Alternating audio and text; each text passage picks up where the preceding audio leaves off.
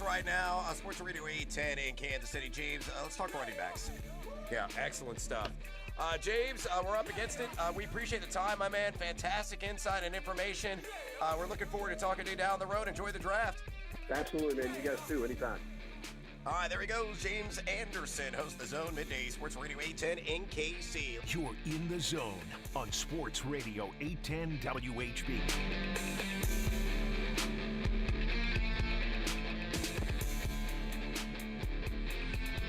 Hi, welcome in. You're in the zone right here on Sports Radio 810 WHB. Jason Anderson with you. Drake, we head up until 2 o'clock. The next 4 hours, it's the zone presented by Google Fiber. A lot of stuff to get into today. We'll talk some Royals baseball. We'll talk some NFL football. We will talk some NBA basketball. We'll talk some baseball with Jeff Montgomery, Bally Sports, Royals Hall of Famer. He's presented by First Federal Bank of Kansas City, ffbkc.com. And whenever Jeff Montgomery is on the show with us, we appreciate First Federal Bank of Kansas City presenting Jeff Montgomery. Mick Schaefer, KSHB 41 sports director. He's presented by, just fans all over the country. Mick Schaefer will join us at noon. Typically 1 o'clock we talk with Mick Schaefer, but we're going to do that today at noon, KSHB 41 sports director, because we will hear from your Kansas City Chiefs coming up at 1 o'clock. OTAs, day 3, last day of this round of voluntary OTAs. We'll hear from Andy Reid. We'll hear from Patrick Mahomes. And we'll hear from whoever else that may or may not step up to the podium to talk. So that'll come up at 1 o'clock. And the media out there available to go and watch some practices and drills and things like that. So we'll hear from different media members that are out there if anything crazy is going on or anything that is illuminating that we can bring your way. We will do that. We'll keep an eye on some of those things in day 3. Where's Wanya Morris going to play? Is he right tackle? Is he left tackle? Jawan Taylor on the right side, Donovan Smith the left side. What's the rotation at defensive end look like? All of that stuff. 913-912-4810. 913-912-4810, the text line to join us. Text says, I'm looking forward to the challenge of listening to Andy Reid speak. That's right. Looking forward to the challenge of day 3 of OTAs. Text says, morning, James. Long-time listener, first-time texter. Thank you. Andy Reid looking forward to the challenge of speaking. That's right. 913-912-4810. Right out of the gates with the text coming in strong. 913-912-4810. Jeff Montgomery, 11 o'clock. Mick Schaefer at noon. And Chiefs pressers coming up at 1 o'clock. Let's start with this. The Royals get the win last night. How about that? Mike Myers. Huh? Mike Myers already looking good in start number 1 for the Royals this year. Why is it the openers, the relievers, are looking better than the Royals starters oftentimes? But that was the case last night with Mike Myers. His performance, and goes out there into the 5th inning and strikes out 8, walks only 1. The Royals find a way to get a win against the Tigers and Eduardo Rodriguez, who's been one of the better pitchers in baseball, and they improve their record to 15-35. Continues to be one of those things where win or loss, it's the it's the Bruce Arians, win or lose, we booze. Win or lose for the Royals, a lot of Royals fans snooze because of what this year may or may not be. So it's really about what happens during the game. It's about what we're seeing on the field and on the mound. I mean, Mike Myers, it was a cool performance. Good for him. But really, what I'm focusing on, and I think what a lot of other people are focusing on, is, okay, what's going on with the guys that may or may not be here long term? They DFA'd Hunter Dozier on Monday. We talked about that yesterday, what the bigger meaning is, if there's lessons to be learned from Hunter Dozier's DFA, if it's a long-term lesson, short-term lesson, is it a real change from the previous regime to the current regime, even though some of the same faces and names are in that spot, just in different roles, but still with the Royals, is it all that different from what it was the previous 15, 16 years with Dayton Moore and, the Glass family and things like that? Well, we can get into some of those things as to the different changes we may have seen since and even leading into the moves that John Sherman made last year in firing Dayton Moore and then J.J. Piccolo and making his decisions with Mike Matheny and Cal Eldred, et cetera, and the decisions that they made, and wanting to be more, quote-unquote, transactional. DFAing Hunter Dozier would be that element of being more transactional. So it's really just about what we're seeing in the games, what's going on in the games.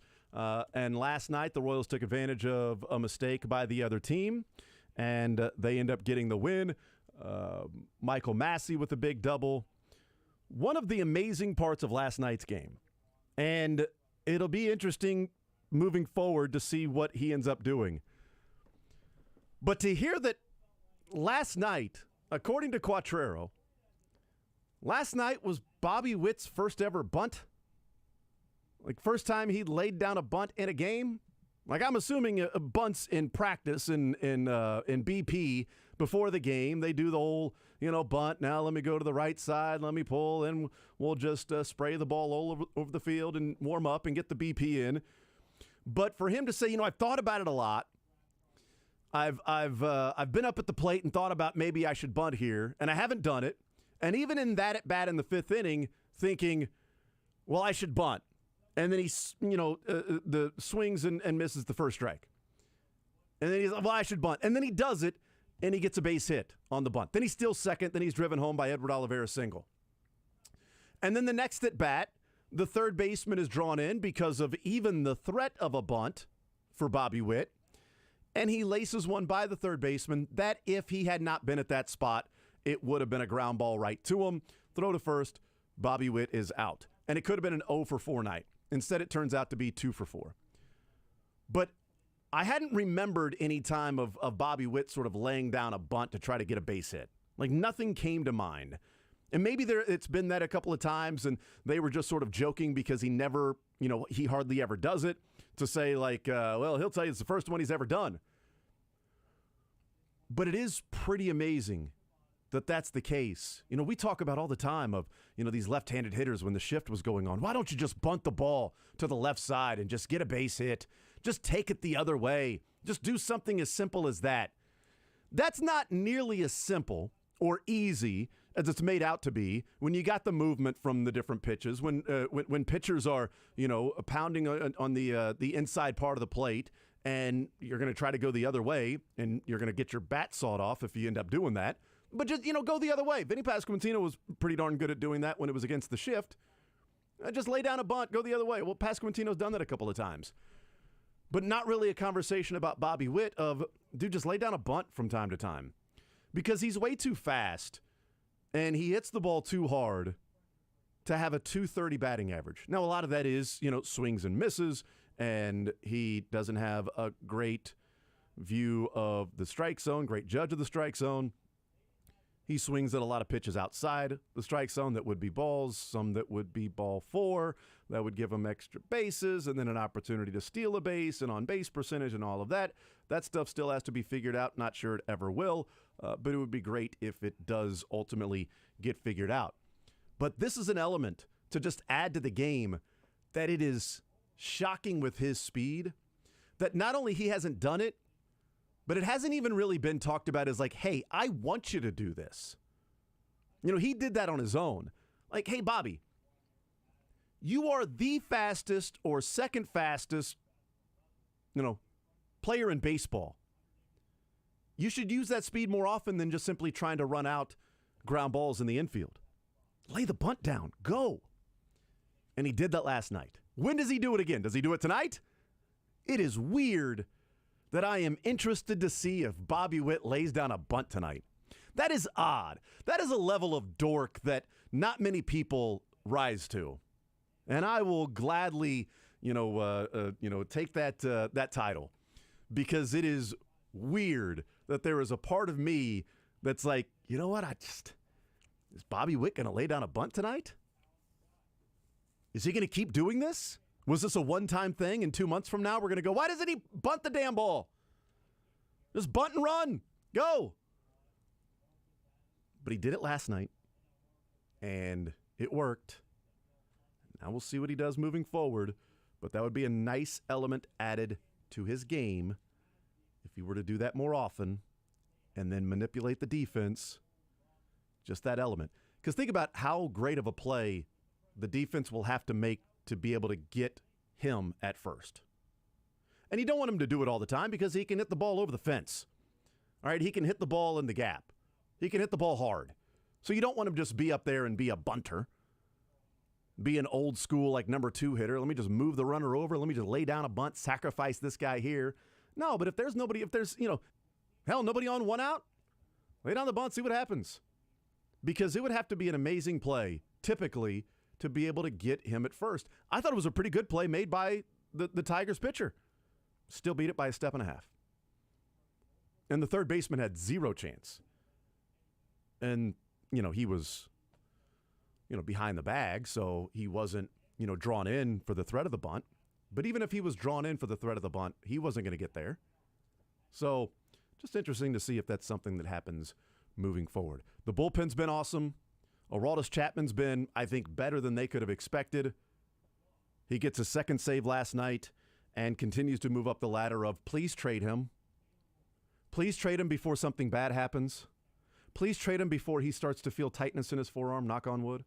Please trade him before he starts to melt down. Please trade him for the best available package right now.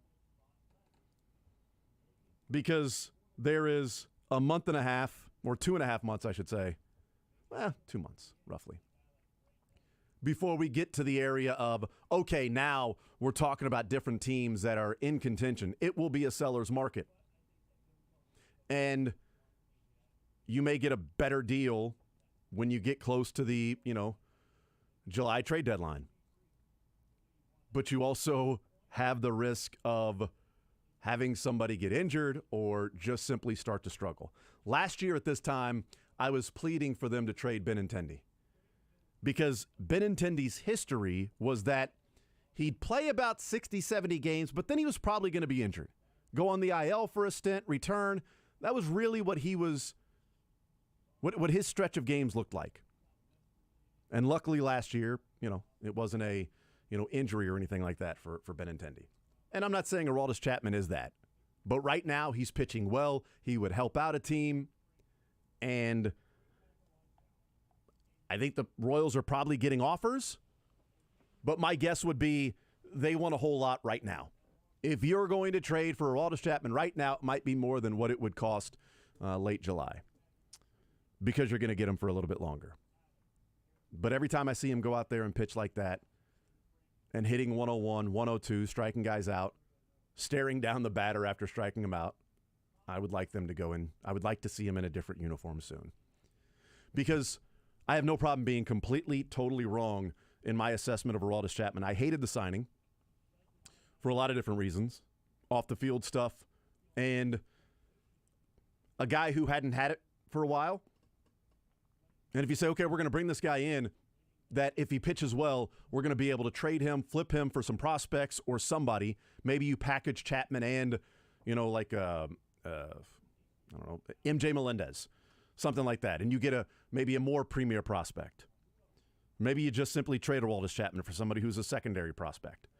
My thoughts at the time was, we've seen him melt down in the postseason. If you're trading Aroldis Chapman to a team, it's probably a team that's going to be trading for him because of what they want him to do in the postseason. And he's shown that he doesn't have it anymore.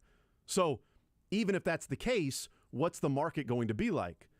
Well, if he's shown that he's pitching a little bit different, that the breaking ball is working at a level it hasn't in a couple of years, the fastball is back,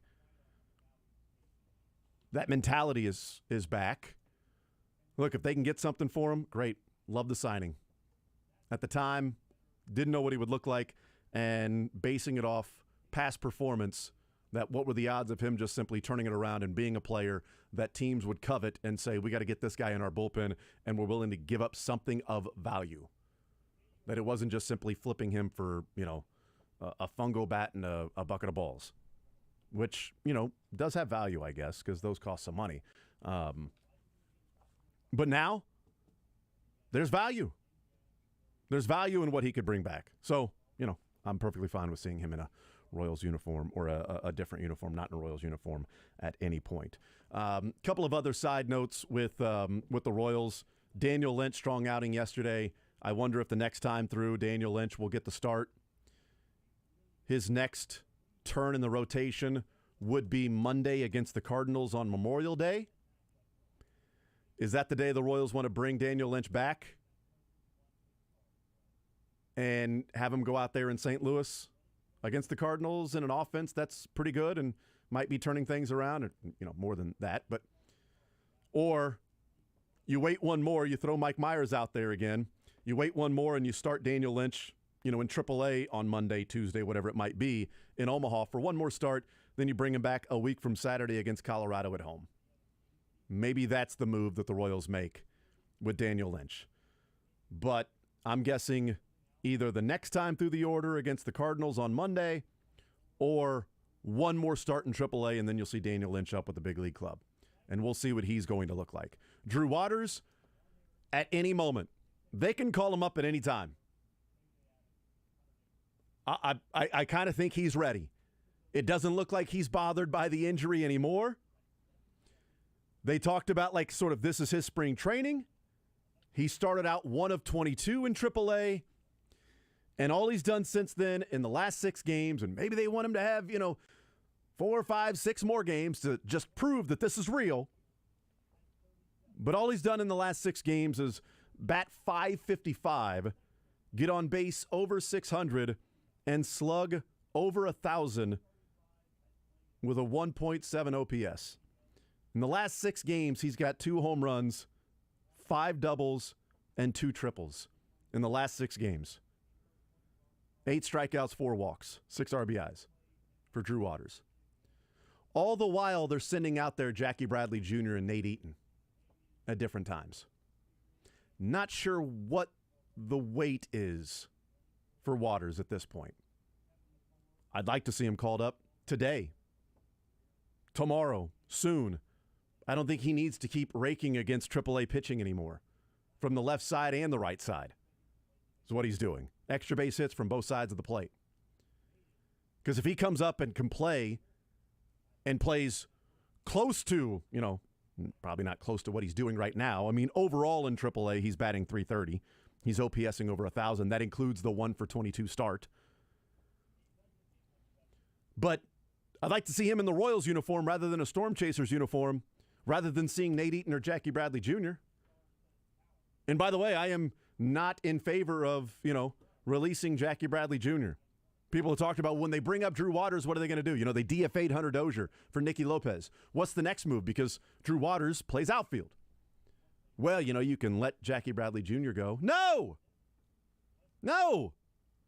Nate Eaton's got an option. That's a better option. Have him take the same ride. Drew Waters driving down I-29, getting to Kansas City, whatever car he used, have Nate Eaton get in the same car and drive back north. Nate Eaton is 3 for 2023 this year. He's the backup center fielder, right? At least Jackie Bradley Jr., if he's in the game, is playing a premier center field. Not just playing okay, he's a nice center fielder. No, he's playing he's the 5th best center fielder in baseball. With at least 150 innings. There are 35 players in Major League Baseball that have at least 150 innings in center field. Jackie Bradley Jr. is top 5 in almost every category. He's number 3 in defensive run saved. His zone rating is near the top. Why would you get rid of Jackie Bradley Jr. and keep Nate Eaton on the team that's doing nothing? Well, Nate Eaton might be a part of the team long term. Right, but he sucks right now. We've seen plenty of players in Royals history that you thought were going to be a part of the future that had to be sent back down to figure it out. That seems like the perfect spot for Nate Eaton. Go down, figure it out.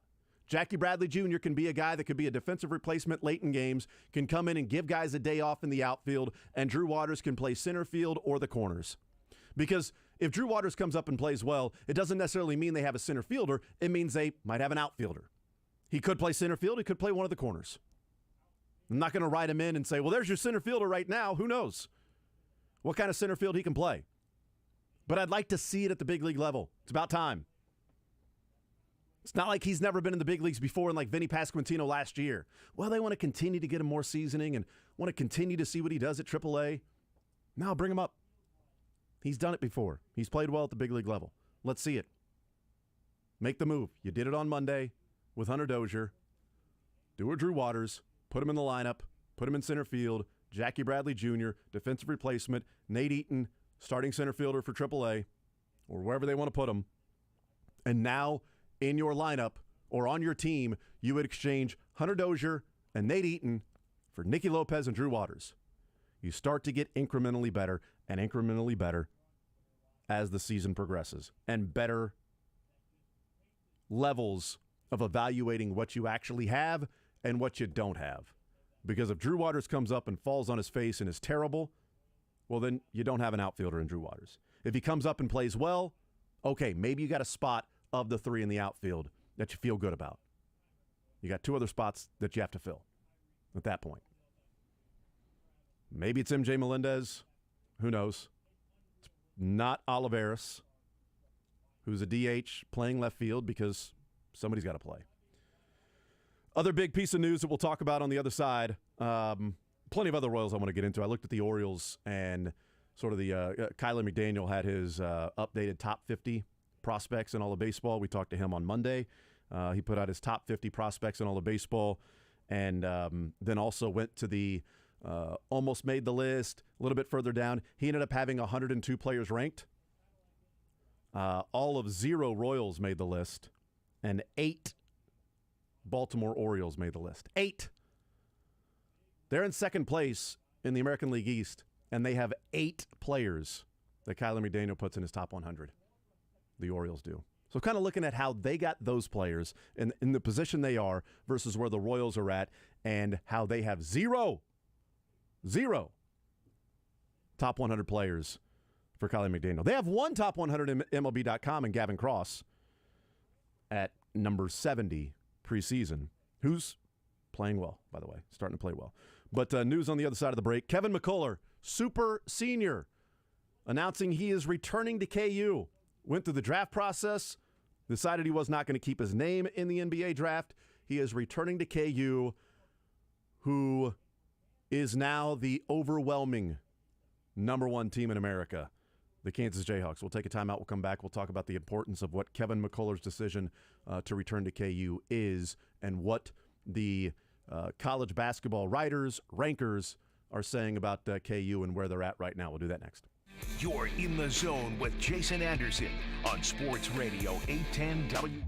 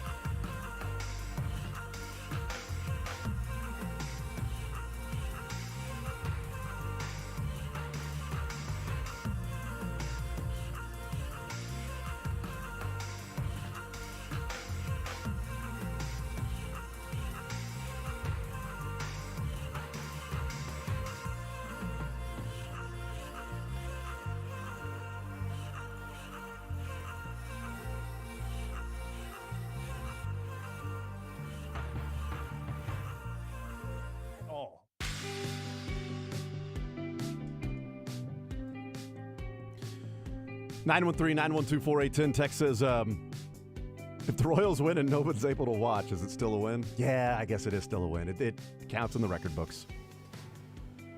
Text says, what's the Royals' record now without Dozier? They're 500. They are 500 without Dozier. I mean, you can look at the record of the Royals with Dozier's entire tenure. It's probably not great, but they play 500 ball when he hasn't been on the team. So, doesn't matter the sample size. That's just a fact. That's just a straight fact that they are. They scored 9 runs, in those 2 games, averaging 4.5 runs per game. Not great, but, whatever. 913-912-4810. So, KU's got a couple of pretty big pieces of news over the last couple of weeks. The big one being Hunter Dickinson, both literally and figuratively, deciding to transfer to Kansas. And as Myron Metcalf said on Monday, maybe the biggest transfer we've seen, certainly in the transfer portal immediate eligibility era, he's the biggest transfer we've seen, maybe by a decent margin. Like, you don't typically go out and get a guy who can do the things that Hunter Dickinson can do, and you plug it in right away, and he's a grown man. Because if you're going out and getting a big player like that, it might be the number 1 player in all of basketball in high school, number 1 player in America. But he's an 18, 19-year-old. He's not a guy that's going to be 21 years old and is built and is able to then be physical with the other players his age. It's not going up against guys that are 3 years older than he is. So you don't get players like that very often. Players like that aren't available very often because typically they would go pro. They'd put their name in the NBA draft and make some money. But you've got NIL, can make some money at KU, can try to win a national championship. And that was a big get. And then this morning, Kevin McCullar announces he is returning to Kansas for his super senior season. That is now a pretty darn good 4. I mean, that's a pretty studly 4. Dwan Harris, KJ, McCullar, and Dickinson. I mean, that is a big front line. It's Dwan Harris is going to be able to distribute. He's knocked down shots when it's been available, when he's been asked to in the offense. That's all Dwan Harris has to do, is just score when called upon. You don't have to be the primary scorer. You don't have to be the primary offense generator. But when the ball is swung to you in the offensive flow and you're open, knock down the shot. When the screen and roll, if they go over, which wouldn't typically happen, but if they play defense in a way that allows you then to attack, and he's done that, go and finish. That's the requirement of Dwan Harris. Distribute, put guys in position, get them the ball, and let them go to work. And he's damn good at that. And KJ Adams burst onto the scene last year and is getting better. And McCullar was a big part. He trying to figure out his way. Anytime you're a transfer, you got to figure out sort of how you fit in. And he did that. He had some games where he struggled. He had some games that he's pretty good. And now Hunter Dickinson in that group. You throw in, Timberlake and Morris, for transfer from Texas. And then you've got, Adams and Jackson and Johnson and McDowell, the law firm, the freshman law firm. Adams, Jackson, Johnson, McDowell, that are coming into KU. Gary Parrish, before Kevin McCullar. So this was on yesterday afternoon when Gary Parrish put out his updated top 25 and 1, and he had KU number 1 without McCullar making his decision to return. And Joe Lunardi with McCullar, maybe it was before McCullar, doesn't matter. Number 1 overall seed, the Kansas Jayhawks. And what this does, at least to me, is, last year we talked about, are there great teams? That last year KU team that was a number 1 seed, most everybody agreed that the national championship team would beat them pretty good. It's a different level of team. And there may have been a great team last year. Maybe we look back and go, you know what, UConn was the great team. They had a stretch of basketball where they didn't perform well in early February, late January, whatever that stretch was in the Big East. But other than that, they were a dominant team. And they were pretty darn dominant throughout the postseason run. So maybe we look back and go, there was that great team. But it wasn't littered with some great teams across college basketball last year. Kansas has the makings of a truly great team right now. On paper, depending how it comes together. And being able to get it to come together might require a Hall of Fame coach. Well, check. KU's got that too. The premier coach in college basketball right now. The face of college basketball coaching in Bill Self. That I think he'll be able to figure those things out and how to get those guys playing together. And he's got a guy who plays a way that is sort of a dream for Bill Self. This KU team has the makings of being spectacular, of being a great team, like a truly great team that we see in college basketball. You can't account for injuries, knock on wood, all of that stuff. Meshing, it took Remy a little bit of time to get it figured out, and then they won a national championship when he started to get it figured out in the tournament. Had some big games that carried him, and then that second half against North Carolina and a couple of big shots that he hit late in that game where at many points in the season, you would probably scream at your television if you thought Remy was going to take that shot in the second half in a national championship game, in a one-possession game, a back-and-forth game, and was going to take a sort of a pull-up three, not necessarily in the flow of offense. You probably scream at your television when he did that. But when he took that shot, I'm not sure how many people thought that was going to miss. I didn't. He took that shot. I'm like, that's good. I don't think he touched Remy either. And he did that a few times, did Remy. Dickinson can be that guy that just simply makes all the difference in the world. Tech says, my only fear as a Jayhawk fan is shooting. Juan, KJ, McCullers aren't shooters who can routinely hit open threes, and they'll play a lot of minutes together. Yes, but Dickinson shoots 41, 42% from three, and not on one or two attempts. He's a really good shooter. He's going to do a lot. Shooting in college basketball is easier when you're open. I read that in a book somewhere. When you're wide open, it's easier to make shots, and Hunter Dickinson will do that for certain players. If he's drawing the double team, passing out of the double team. I'm not trying to be, I'm not trying to exaggerate, but it's the college diet version of Jokic, who we're seeing in the NBA. I am not comparing the two, so please don't misquote me there. Not comparing it at all. But the ability to play with his back to the basket, knock down threes, put the ball on the floor when need be, and then pass out of a double team, there's a lot of things you can do with a player like that.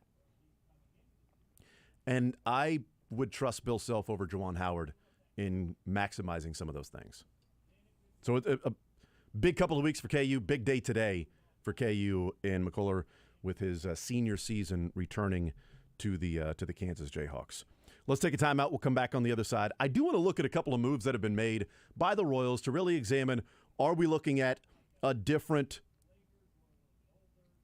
strategy, a different way of going about building a team than we have seen in the past with Dayton Moore. Also, Fangraphs and the Vinny Pasquantino contract, if that is something that they are working on. Also looked at the Royals and Orioles and some different ways that they've built their team, and the 8 Baltimore Orioles that are in Kyler McDaniel's updated top 50, not 8 in the top 50, but he did 50, and then he did another 52 players that were sort of just like in different tiers.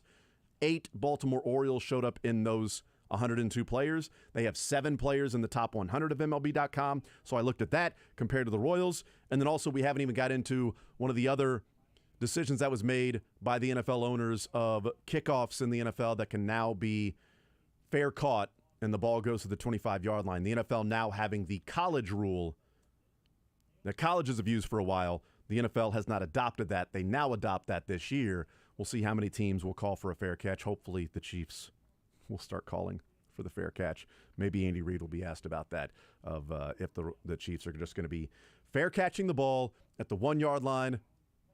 No longer can you just kick it high and hope that your team can go down and cover and get the ball to the 1 or 2 yard line and maybe tackle them at the 15 or the 20. You can do that if they decide to bring it out, or not bring it out, but decide to return it.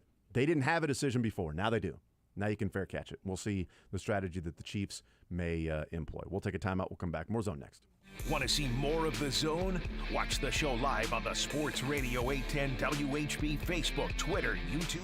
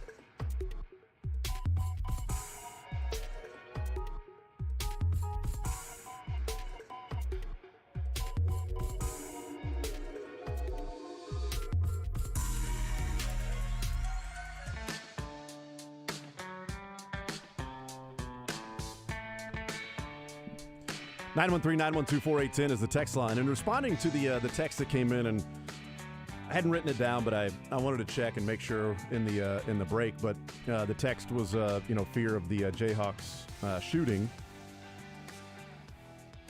I wanted to make sure I got it right with Timberlake's not Justin but Nicholas. His numbers at Towson, who is transferred to KU, and I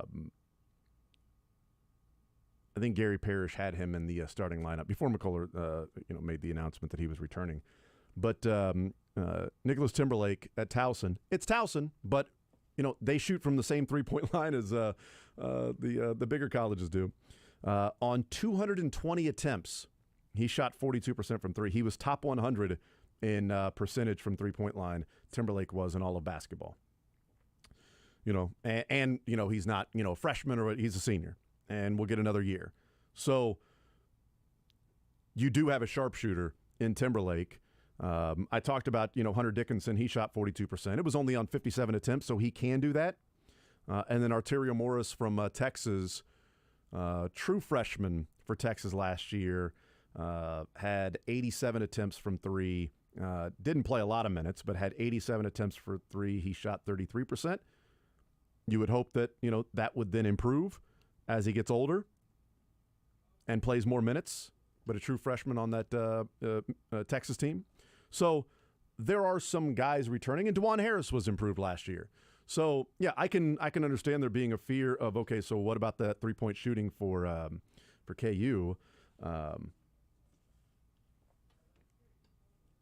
Then, it's a pretty big get for Dickinson, obviously, McCullough returning, but Timberlake is one of the better 3-point shooters in America that'll be playing for KU. So I do think they'll have enough, and they'll at least have a one guy on the floor that is you can't lose him.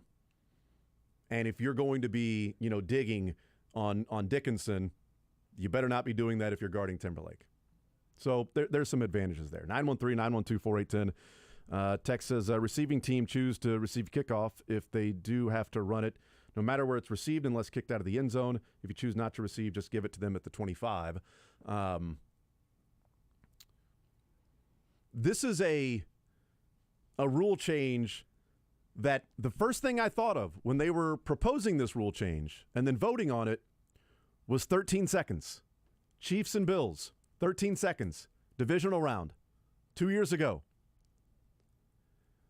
The conversation about what should the Bills do? Do they just kick it high and force the Chiefs to return it? Do they squib kick it? And then if the Chiefs pick it up and return it, then time runs off the clock. How much time is off the clock? Where do they get the ball? It's a huge unknown. We don't know, but we know what they did. They kicked it into the end zone, and the Chiefs got it at the 25. 2 plays later, they're kicking a field goal to tie it up. A number of plays later in overtime, they're scoring a touchdown and winning the coin flip. Now we get the whole thing, whatever. But the conversation then was like, well, if you kick it high, then, Chiefs could just fair catch. You get it to 25. Well, in college you could, but in the NFL you can't. So that would have been a better strategy for the Buffalo Bills to do in that game. Kick it really high, down to the 1 or 2 yard line, and then make the Chiefs return it. Maybe that was the plan, because it certainly sounded like they didn't want that particular kicker to do what he did. Regardless, the result is the result. And now that strategy is out the window. So if another team is in the same position as the Buffalo Bills, they don't really have 3 options. Because before, the option to kick it into the end zone, touch back to the 25, squib kick it, see where they may receive it and how much time goes off the clock, or kick it high and have it land inside the 5 yard line and then see how much time goes off the clock then. If a receiving team is smart and they're in that same position, the only reason you would have to receive the ball somewhere with time going off the clock would be if it's a squib kick.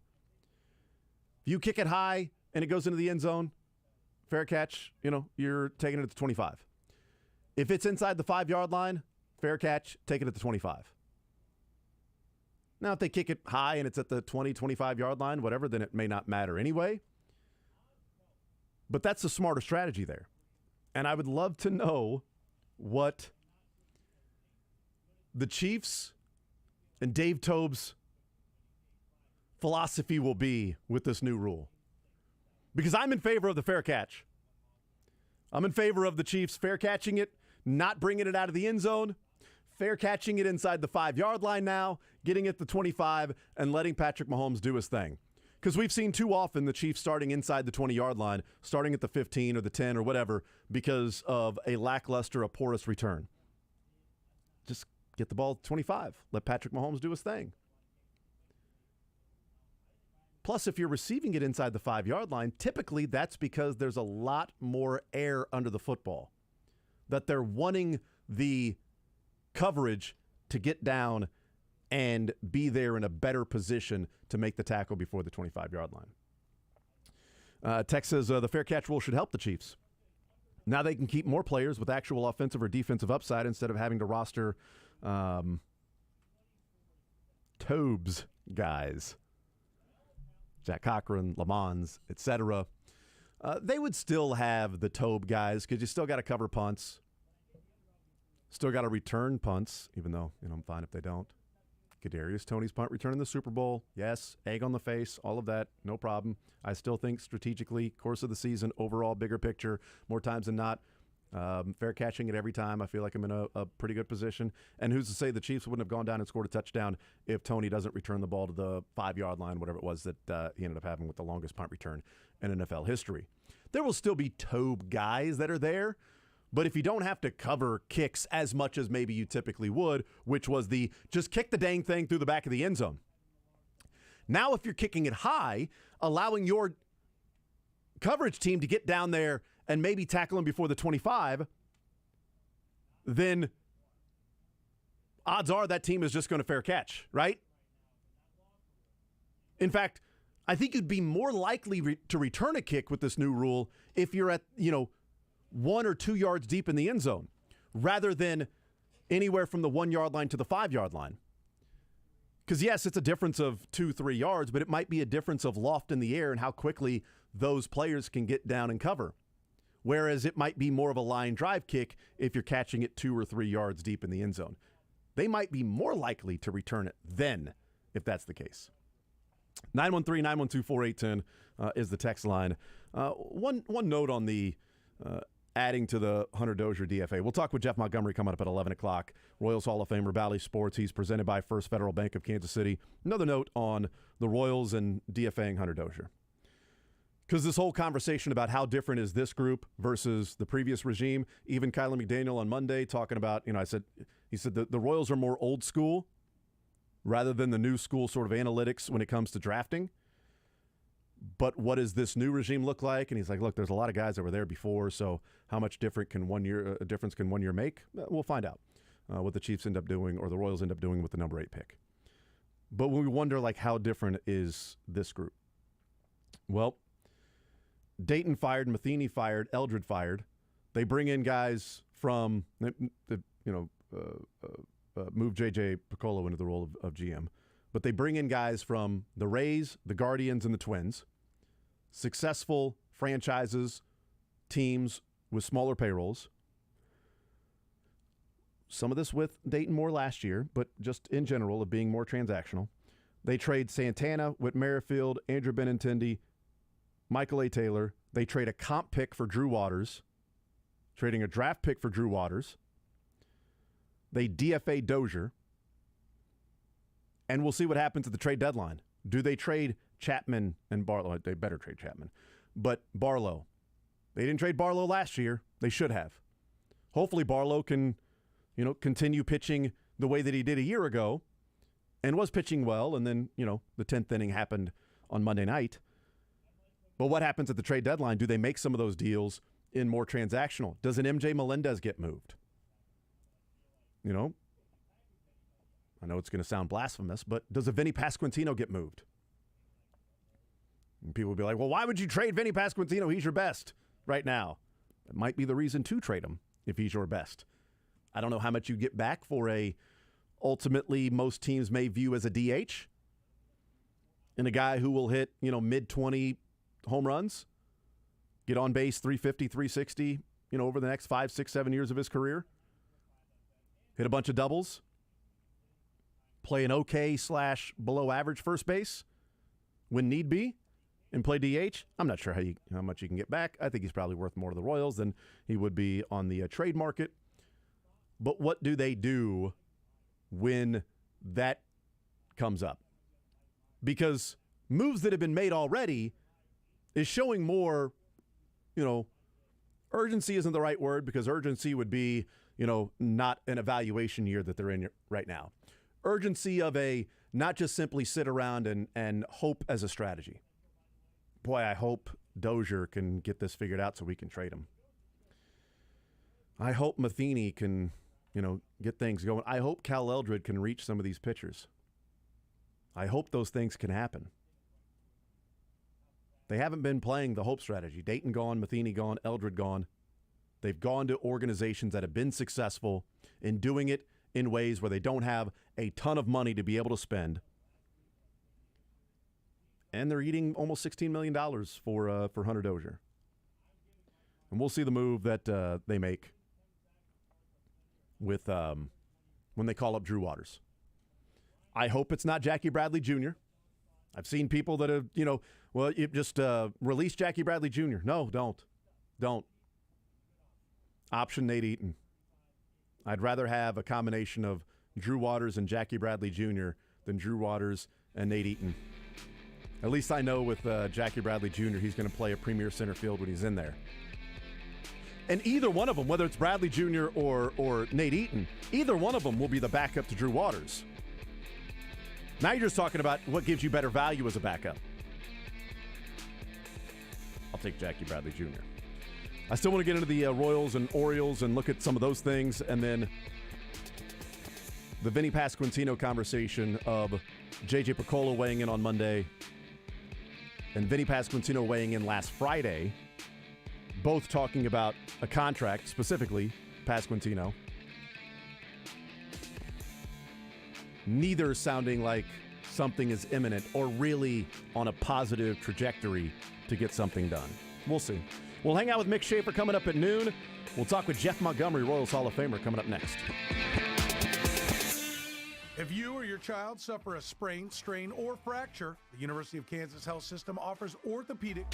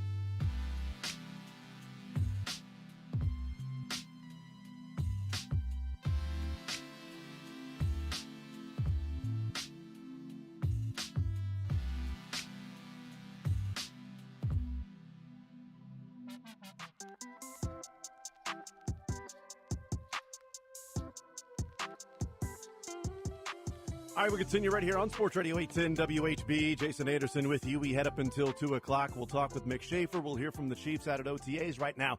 Let's talk some Royals baseball. Jeff Montgomery, Royals Hall of Famer, Bally Sports TV, presented by First Federal Bank of Kansas City, ffbkc.com to go there. Monty, how are you, sir? Well, doing pretty good today, Jason. A really nice win for the Royals last night. Kind of a complete package win for them. Yeah, it felt good. It was a nice one to watch. It was a crisp, cleaner game by the Royals. They took advantage of another team's mistake, which is great. They got good starting pitching. The bullpen came out. They got all of that you could really want. Some good defense and everything. So it feels really good, and it's one of those things where it's not really an unknown, but it's always a question of what a team's going to look like and what a starting pitcher is going to look like that hadn't done it for your team before and hadn't really done it at the big league level at all. He had been a starter down in the minors and stretching him out, and then he comes up with the Royals, has a relief outing, and then his first start with the Royals. What were your thoughts heading into, Mayer's start last night, and then what we saw from him going into the fifth inning? Well, I figured last night was going to be a tough game because Mike Myers is a guy that was his 200th career game, only his 7th career start. And you're going against Eduardo Rodriguez, who's probably one of the top pitchers in baseball right now. So you know it's going to be a kind of a tough game. But the way that Myers goes out and really established things in that first inning, striking out the side, you kind of felt like, hey, maybe we've got a chance here to catch a little lightning in a bottle. And sure enough, he was able to go out there, almost got his 5 innings to qualify for a win, but thought he was really effective and just a really tremendous outing for him from somebody who you really didn't know what to expect going into it. His previous outing with the Royals was spotty. He had good stuff, but he was really lacking command. Walked 4 batters in 2+ innings, but last night really kind of got it all together. And the way he went out and established both his changeup and his off-speed pitches early in the game, I thought really set the tone for the ability to keep Tigers off balance quite a bit. Now they got it a little bit going their second time and third time through the lineup, but he settled down and was able to get through it. With the help from the bullpen, just a way to finish off a game. You mentioned what the thought going into it and the questions around his first start with the Royals and hadn't started very often, and a guy coming out of the bullpen. You've done that. You've come out of the bullpen. I think it might be a little different if you're a guy out of the bullpen, let's say Carlos Hernandez, who comes in and is going to pitch an inning or two. You're, the opener, but you're not viewed as, okay, you're a starter today. You're not just going to give us one time through the order. We want you to go out there and start. You've been starting in the minors. How much more difficult is that? If you've got a reliever mindset and you are the starter, but it's like, okay, I'm pitching my regular sort of way of going about it, my regular routine, regular miles per hour and effort that I'm giving on individual pitches or trying to stretch myself out. The difference between those two, how difficult it is that to sort of change that mindset from I'm here for one inning or I'm here as a starter and I need to go deep into the game? Yeah, it's fairly tricky. I experienced that for a couple years during my minor league career, kind of bouncing between starting and relieving. And I'll make the comparison of somebody who maybe is generally going to be playing a third base position. They put him at first base. They're moving them back and forth, and you have to prepare a little differently for each position. Same with starting versus relieving. And I think, to me, I just want to know what am I going to be doing, and whatever that's going to be, that's fine. But I'm going to prepare a little differently for each different position, whether it be starting or relieving.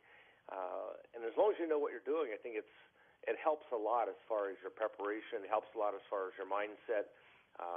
Going in, if you're going to be a relief guy, that you're going to not worry about that second or third time through the lineup. You're just going to worry about one time getting through. You may expose all your pitches very early in that outing, as opposed to if you're going to be a starter, you're going to see them, more than one time through the lineup. Then this is a time when you maybe have to pitch a little bit. You have to work with your catcher a little more. You have to be a little bit more prepared with regards to the adjustments that you have to make each time you see a hitter. So just a little bit different, but I think it's something that Myers had the opportunity to do in Omaha.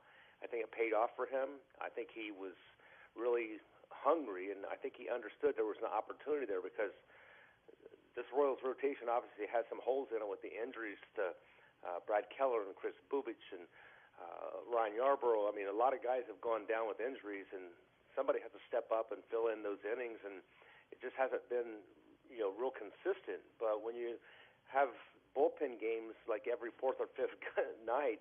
I mean, it makes it really tough, and it really taxes guys out in that bullpen. So what Myers did last night was it was huge. Visiting with Jeff Montgomery, Bally Sports, Royals Hall of Famer. I want to talk to you about, I mentioned somebody as an opener in Carlos Hernandez and what we've seen from him.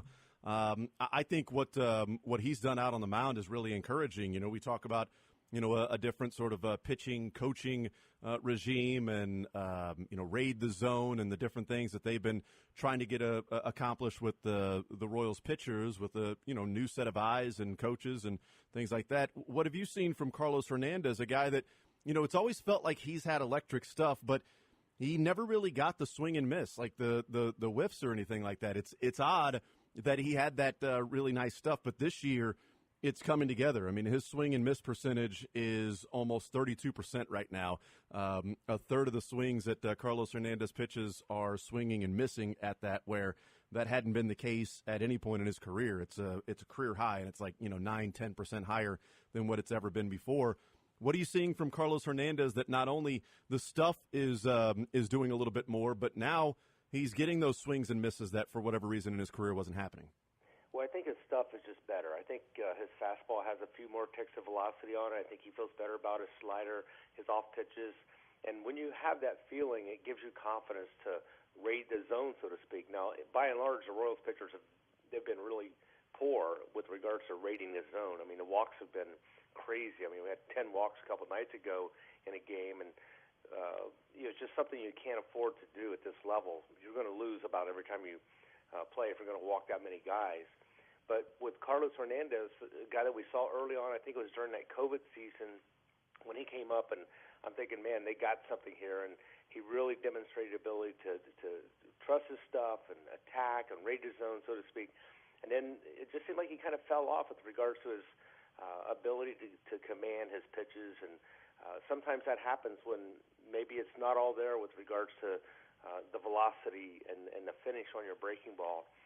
But when you have it, it just gives you that little extra bit of confidence, knowing when that ball comes out of your hand, there's a good chance you're going to get that swing and miss. There's a good chance that you're going to have positive results. So I think that's what we're seeing with Carlos now, is a guy that probably feels better physically. It's evident by the velocity, but just the mental side of it and the approach he's taking, it's a nice recipe for success. Is he a guy that can stretch out and maybe turn into a starter, or has he found sort of that niche, that nice sweet spot for him that can be an opener and pitch 2, maybe 3 innings and hand it off to somebody else? Well, he's certainly built to be a starting pitcher. He's got that big body. I mean, he can be extremely durable. But you never know until you have that success, over an extended period of time.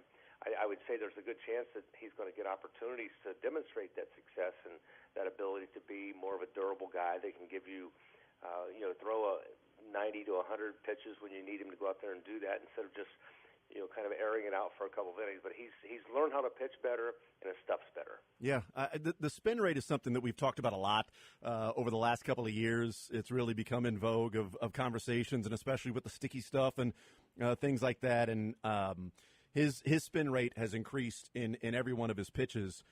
His fastball spin rate was in the 80s, was like around 80% of Major League Baseball. Now it's at 86%. His fastball velocity was around 91% percentile of Major League Baseball. Now it's at 99.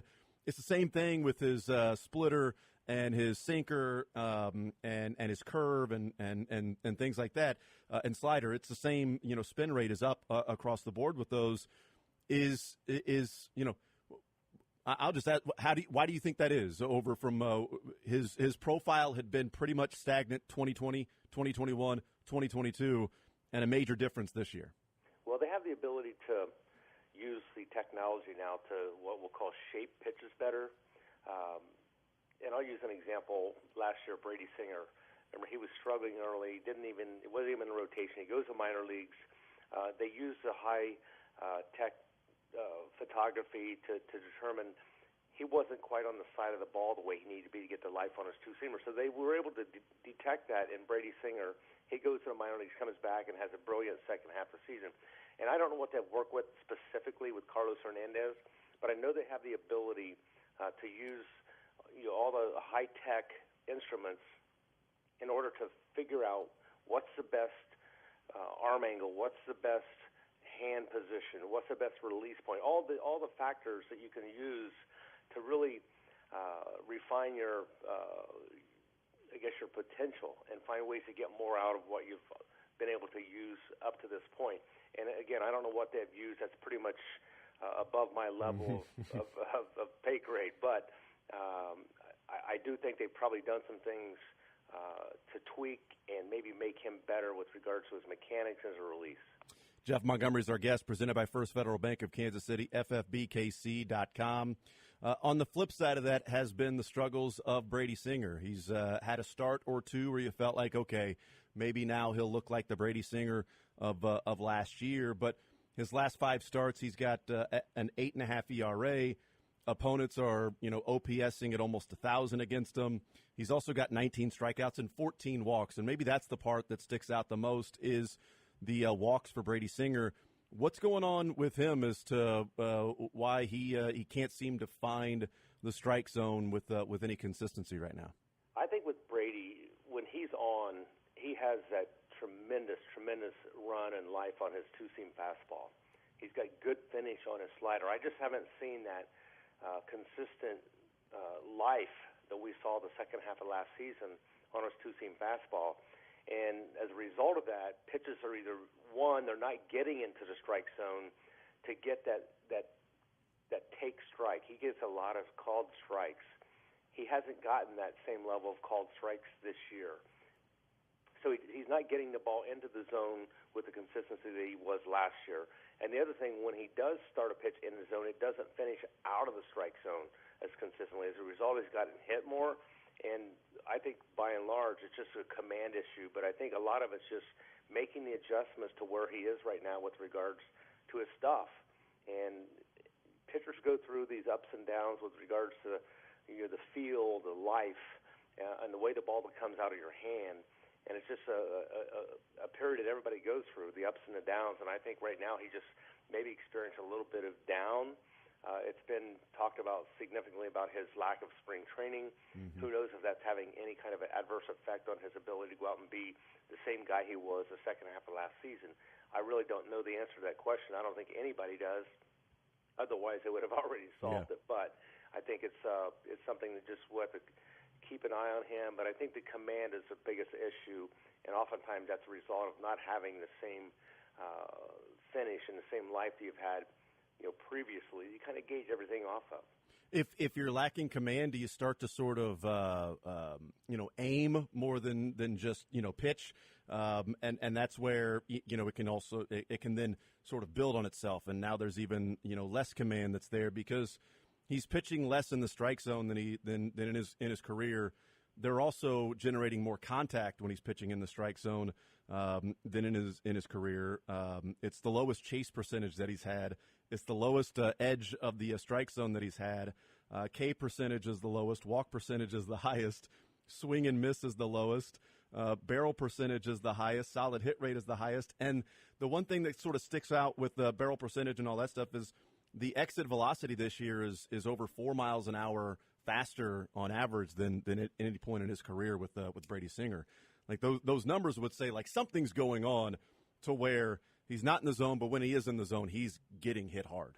Yeah, again, with Brady Singer, to me, it all boils down to one thing, and it's the life on his two-seam fastball. How do you get that back, do you think? Well, it's just, again, it's kind of those ups and downs of the baseball season, and you're going to go through that. Again, we don't know what the underlying cause of that is, whether it be the lack of work in spring training. Yeah. But I just think it's something that his stuff is, provided he's healthy, and with everything I've heard, I mean, there's nothing that says he's not healthy. So eventually you get that back. It's just you got to hopefully weed through and work through those periods of those starts when you don't quite have that finish, that life that you're accustomed to having.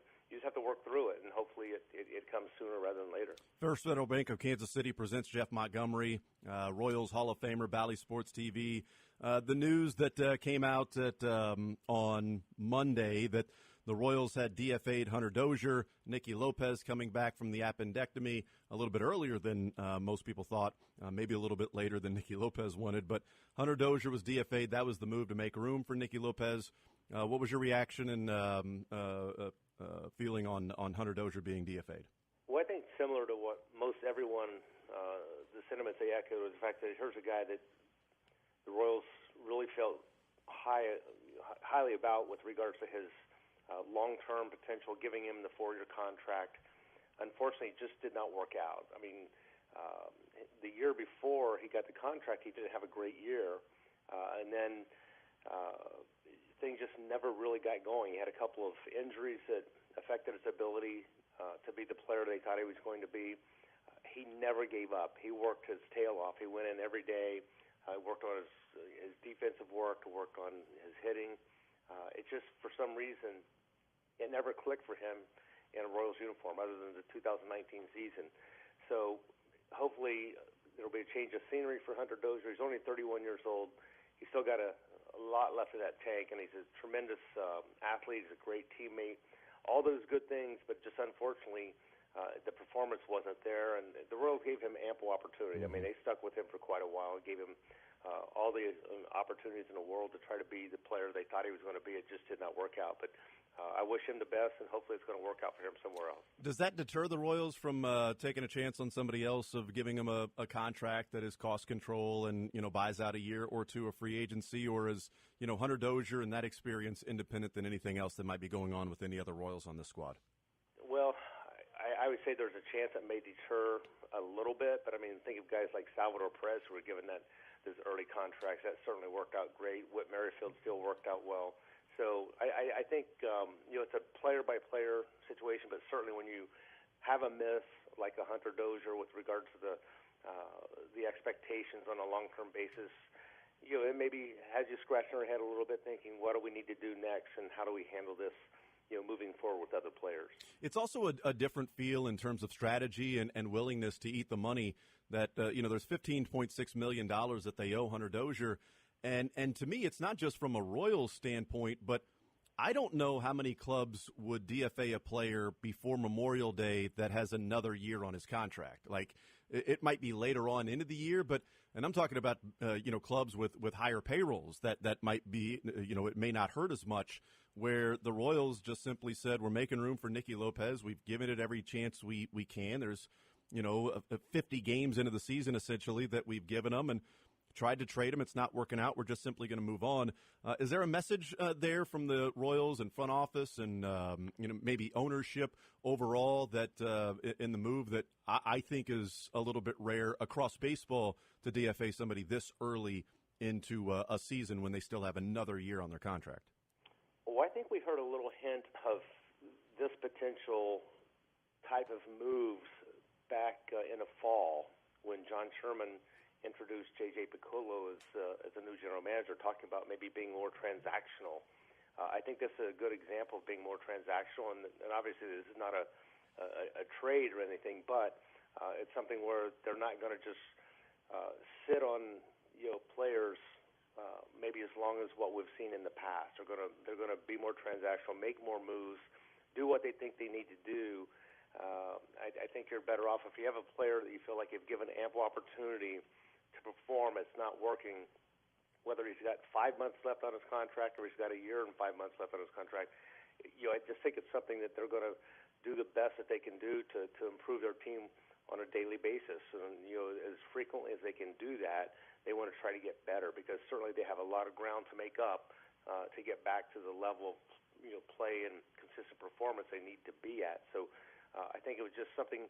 In fact, I think going into the season, I'll use Hunter Dozier as an example. I think obviously the last couple of years haven't worked out. We're going to say, okay, let's give him X period of time, maybe 1 month, for example, and see what happens. Well, about a month into the season, remember that's when Nicky Lopez had the appendectomy. Mm-hmm. So that may have bought Hunter Dozier an extra amount of time just from that. And I have no idea if that was the case or not. But I just think there's probably a more aggressive approach to find ways to make the roster better as soon as you can.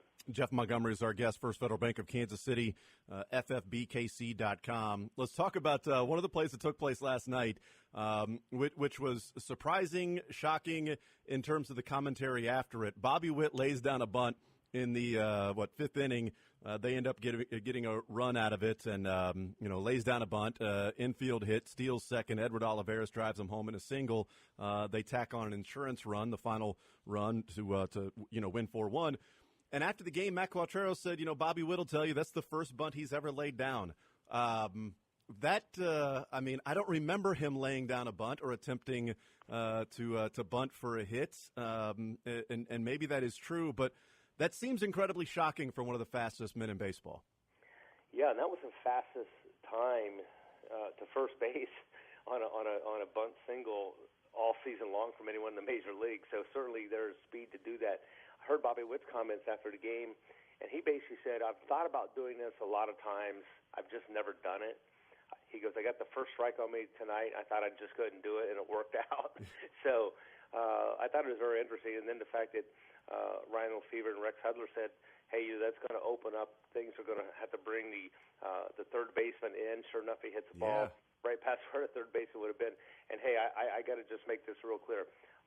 Our game was like in an hour and a half delay broadcast last night, so Rex Hudler was not really that smart.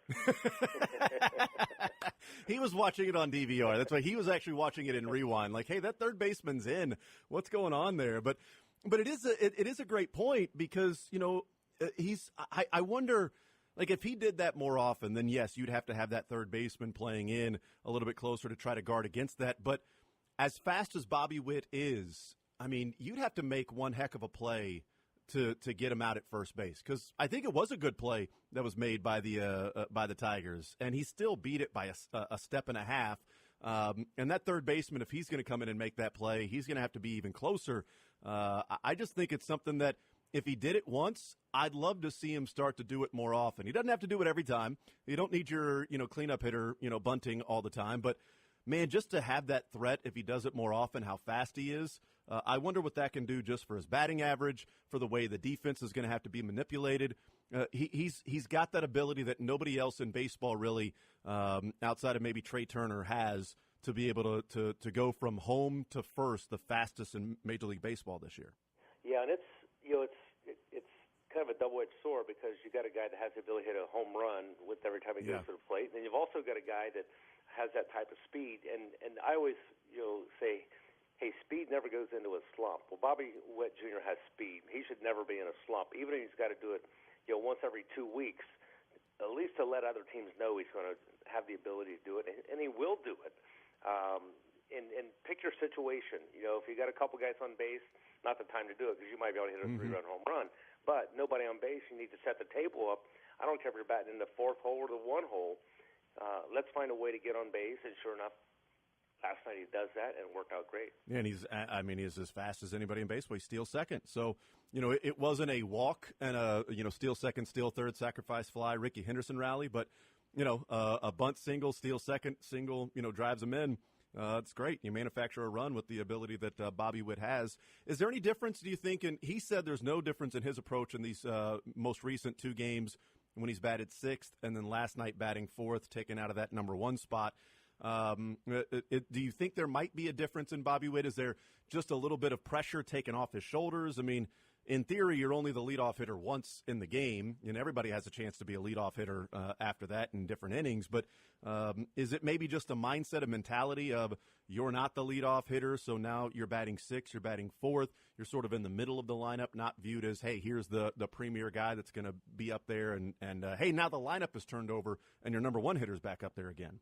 Yeah, I think it had to feel a little bit different, especially that first time that you climb into batter's box. Because when you're doing it as a leadoff guy, you're going to try to get things started for the first time of the game for your team, and so it's got to feel a little bit different. I've never had to experience that myself, so I don't know for sure. But I know Bobby Witt Jr. says, I just look for good pitches ahead and try to do positive things. I mean, that's really your typical answer, what you would expect to hear. But I think every player probably has their preference as far as where they would love to be in that lineup and where they feel like they're most productive. And but fortunately, with Bobby Witt Jr., you have that flexibility with him to put him really pretty much anywhere you'll put, and he has the ability to come through.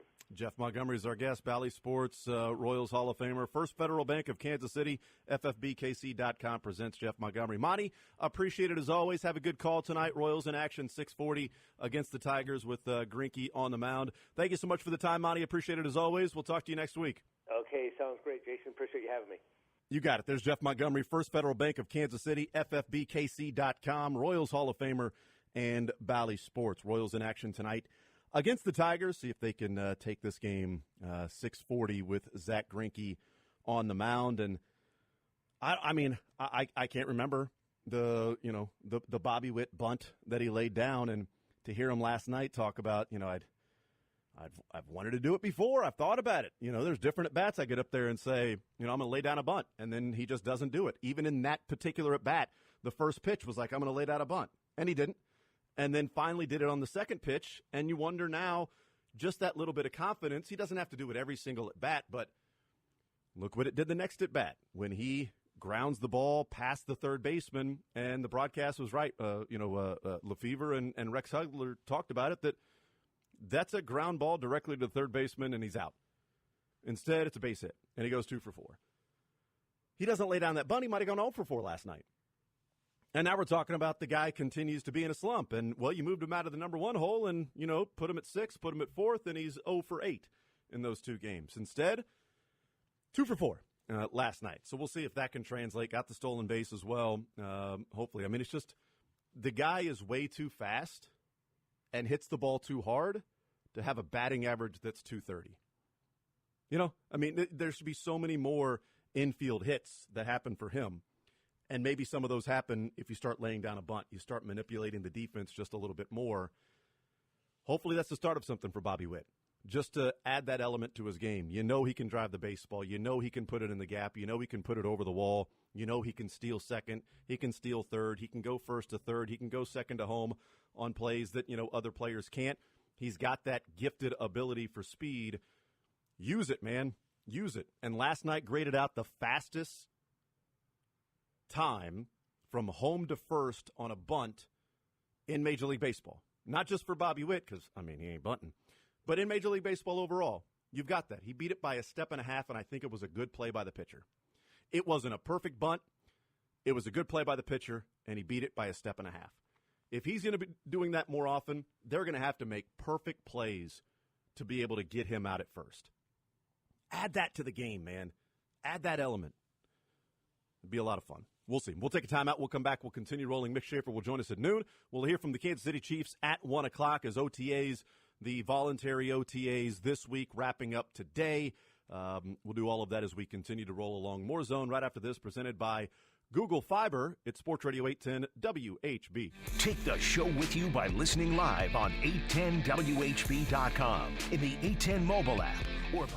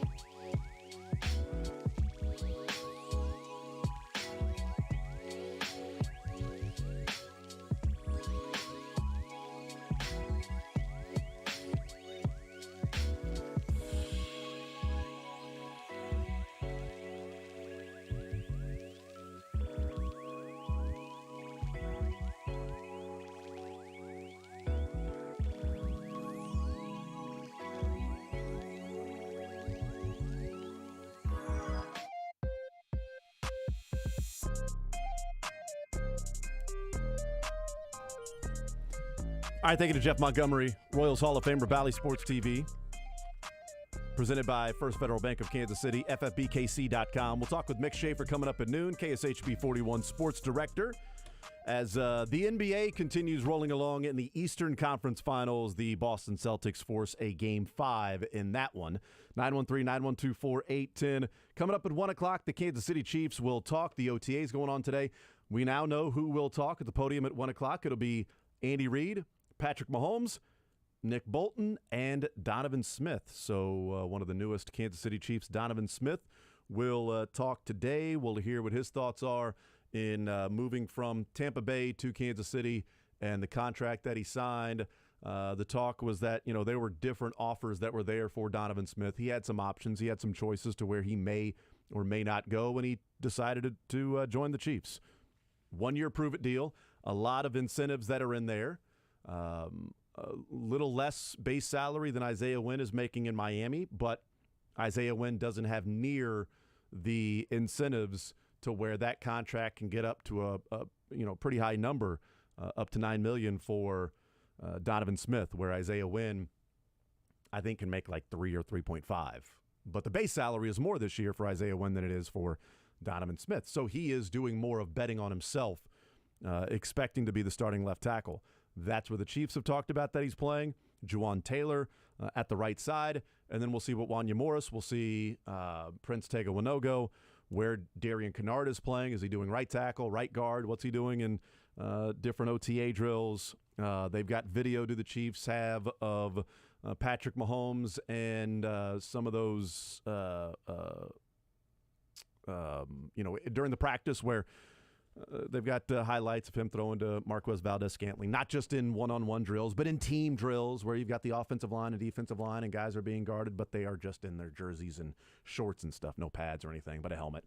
And I did like one of the tweets that said, sun's out, tongue's out, because Mahomes, as he was dropping back, that typical Patrick Mahomes tongue out, that view that we see a lot. But it'll be Andy Reid, Patrick Mahomes, Nick Bolton, and Donovan Smith today at 1 o'clock. We'll hear what they have to say. 913-912-4810. Thank you to Jeff Montgomery as we look at the Kansas City Royals and his thoughts on what he's seen, that there is a positive and a negative for this new regime, this new staff, the pitching staff, because you can look at Carlos Hernandez and see all of the things that are going on with Carlos Hernandez. The spin rate that's up, the velocity on the fastball, the swings and misses, the stuff that's there. He's always had good stuff, but he hasn't had as many, swings and misses. Guys that would just swing through a fastball, the split finger, the sinker, the slider, the curveball, the different repertoire that he had as a pitcher,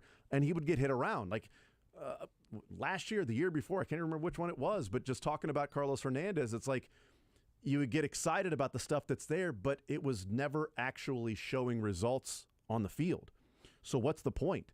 Hernandez was a guy that I was pretty excited about, but then gave up on because it just wasn't doing anything of value. And now he is. And whether he's found his perfect spot as being an opener for a couple of innings, or do you try to stretch him out and he can be a starter? As Monty said, he's got the body type to be a starter. He looks like a guy who could go longer into games.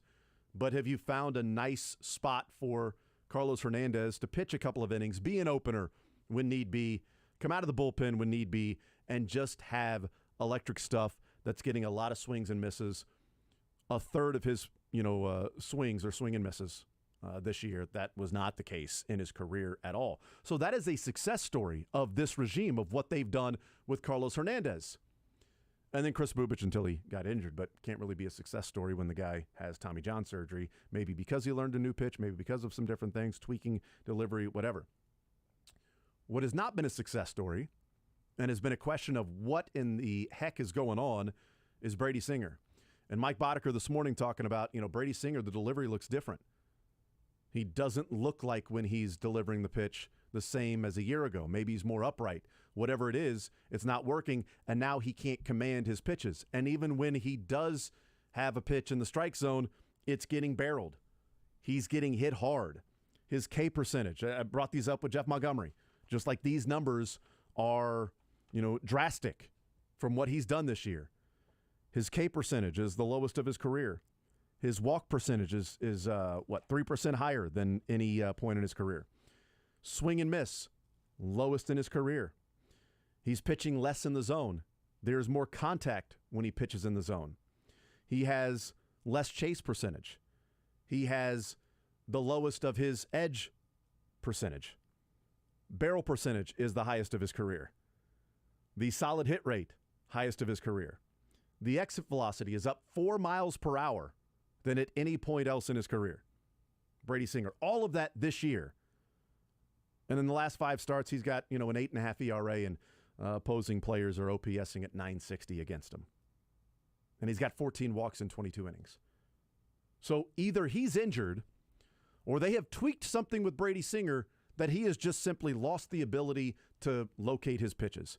And when he does, it doesn't have the same bite, the same action that it did before, to where he's getting guys to either swing over the top of it or swing and miss, striking guys out. Or they're just simply taking the pitch and it's a ball because it's not working back into the strike zone. Or it's not starting out as a strike and they're swinging and missing and it ends up as a ball. Whatever that might be, he has been a shell of the pitcher he was a year ago. And if it's in an evaluation year and we're evaluating these things, so far for Brady Singer, it's been pretty bad. And if he didn't like the way arbitration went this past offseason, he's going to hate arbitration this offseason. He's going to hate it. And if the Royals were looking to move somebody like a Brady Singer, it's going to be difficult to do because you're looking at Brady Singer right now and saying, well, is there a Hunter Dozier to this? Because Hunter Dozier had a really good 2019, and then he had a bad 2020.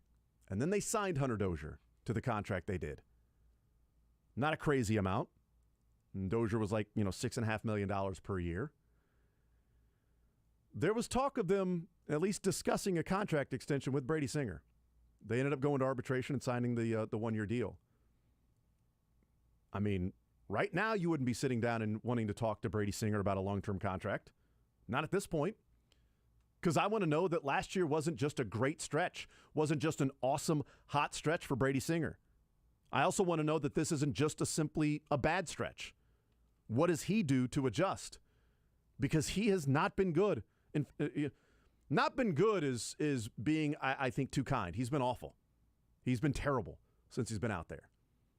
And that was supposed to be somebody you could count on. Jordan Lyles was going to eat innings. And I've told you I've changed my definition of eating innings. He's eating starts. Every 5 days, Jordan Lyles is going to go to the mound. Does he pitch into the 5th inning, 6th inning? We'll see. But every 5 days, he'll take the ball, he'll pitch. That's what he's being paid to do.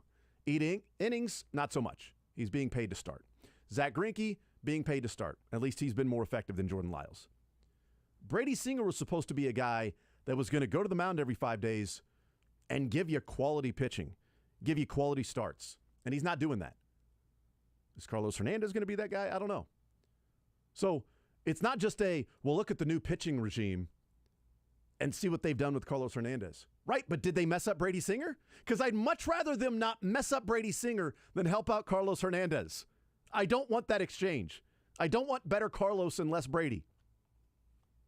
I want more better Brady for your double comparative, and I want Carlos Hernandez to be fine.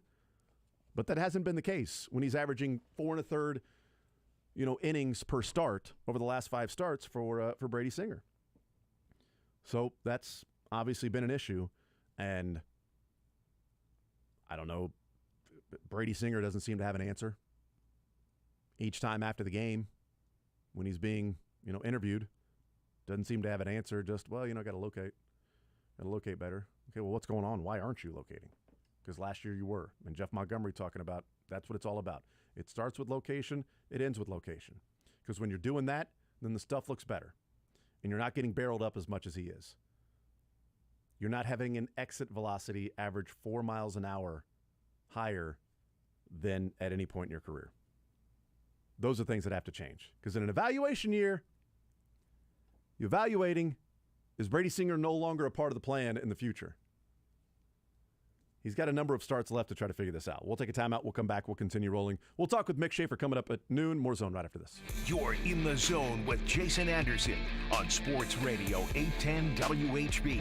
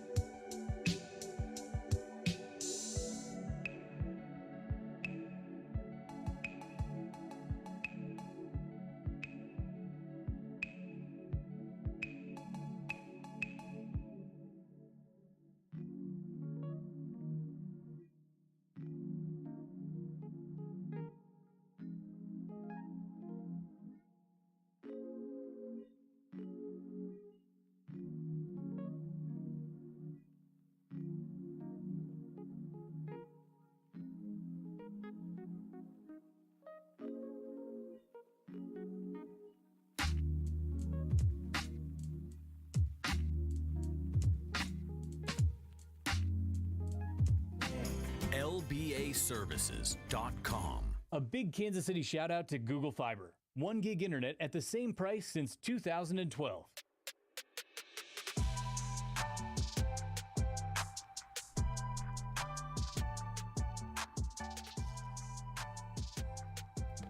We do actually have confirmation now that Chris Jones is not at OTAs.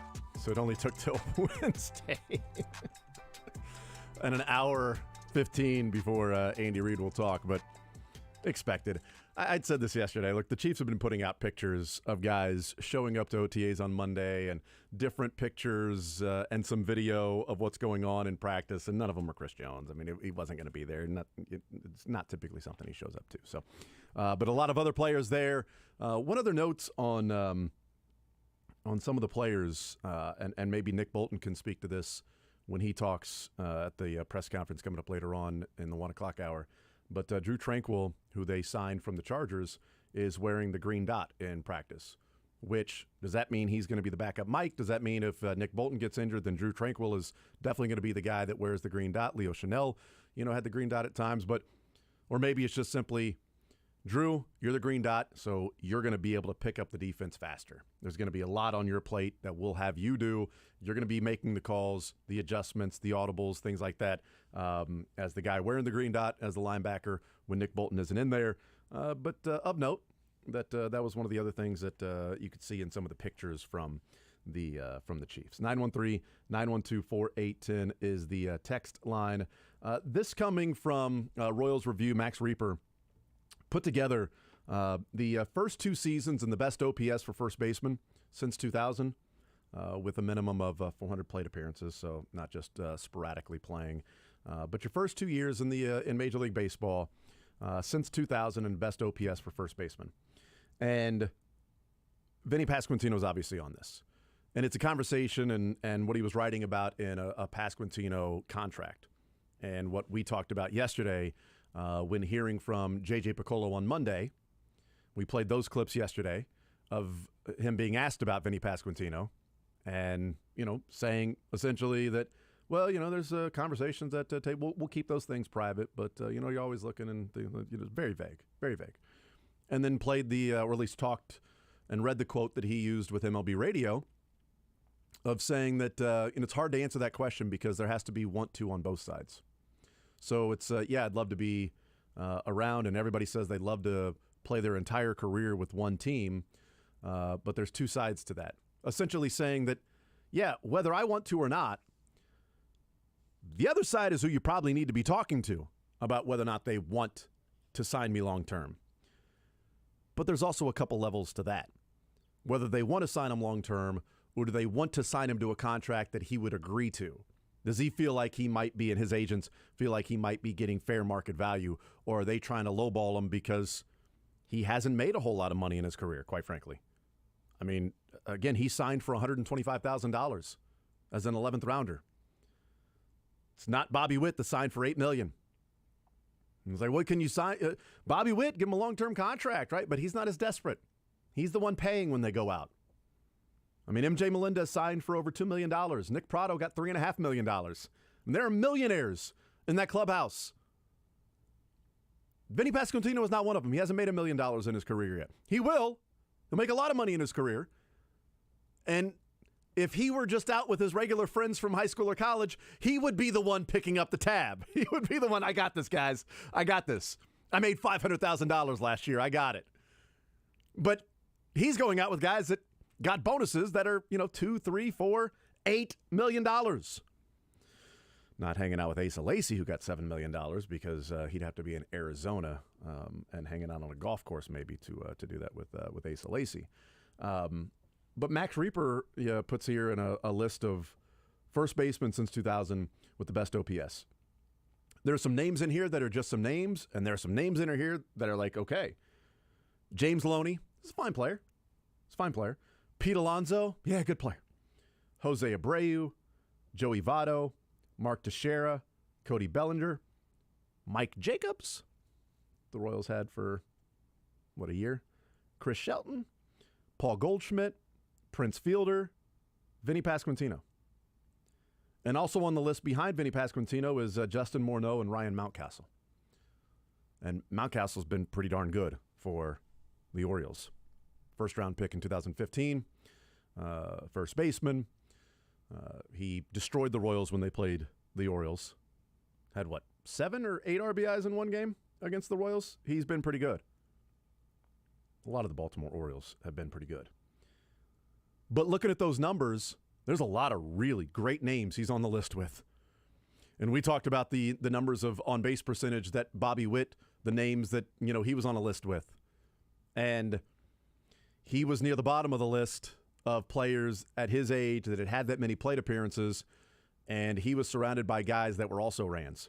He was surrounded by guys that never really materialized in the major leagues, that had a lot of promise, a lot of tools, but didn't really put it all together. Whereas the top of that list were some of the best players in baseball. Vinny is at least surrounded by some of the best players we've seen in baseball as first baseman because he's done it right away. See, that's the thing that you're hoping for with Bobby Witt, is that he'll figure it out eventually. Vinny's actually one of the few players for the Royals in prospects coming up that has actually hit the ground running. I mean, Vinny had a slower start, like the first week or so, but he's been pretty awesome since then. And even in this has been a bad 25-game stretch, still getting on base over 300. It's not great, but it's also not a career on-base percentage of 288 like Bobby Witt. So Pasquantino would be a guy that you would say, okay, why don't you sign him long-term? And it doesn't sound like the Royals have interest right now. I mean, we can hear J.J. Picollo be vague all we want and not know what's going on behind the scenes. We had heard that there were preliminary conversations between the Royals and Brady Singer. But Vinny Pasquantino's been a guy that we've talked about a lot. And he didn't sound like the Royals were interested in signing him. If the Royals knew for sure that Bally's was going to make it, oh yeah, or that their new ballpark was secured and financed, do you think the likelihood of long-term discussions would change? I think it would be in their best interest to sign some of these guys long-term in terms of the ballpark. If they're saying, yeah, we're investing, we're willing to put money. See, look, we signed Vinny Pasquantino. We locked him up long-term. We were talking about doing that with Brady Singer in the offseason. It didn't work out.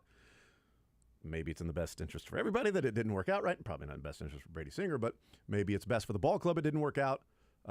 There's also, talk that they were at least discussing early stages of an extension for Bobby Witt. I just wonder how much the Royals would be willing to spend on Vinny Pasquantino. Because I don't know if there's a connection with the ballpark or Bally's, who, by the way, missed a payment to the Padres last month. So I don't know if that's going to be with the Royals anytime soon, but the Padres... The Padres need it. Yeah, they've got a lot more money invested into their team, but Bally's owes for last month. I don't think it's as bad as the Chiefs suing the official tequila of the Kansas City Chiefs. That is it. I don't know. I'm not a drinker. Is it Del Rayon or something? Tequila was the official tequila of the Kansas City Chiefs, and signed on through 2028 for $4 million total. And they made one payment that was a month late, and then never paid again. And the Royals are now suing them in court for over $4 million. The Chiefs are? Sorry, the Chiefs. Thank you. The Chiefs are now suing this official tequila of the Kansas City Chiefs. By the way, you could be official something of everything. But it had they would have branding out at Arrowhead. So some of the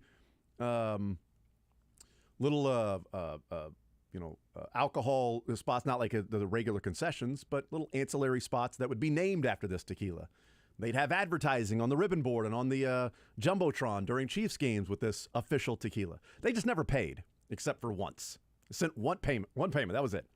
So I don't know about if Bally's look, we can't do it right now because we don't know how much money we're going to get from Bally's.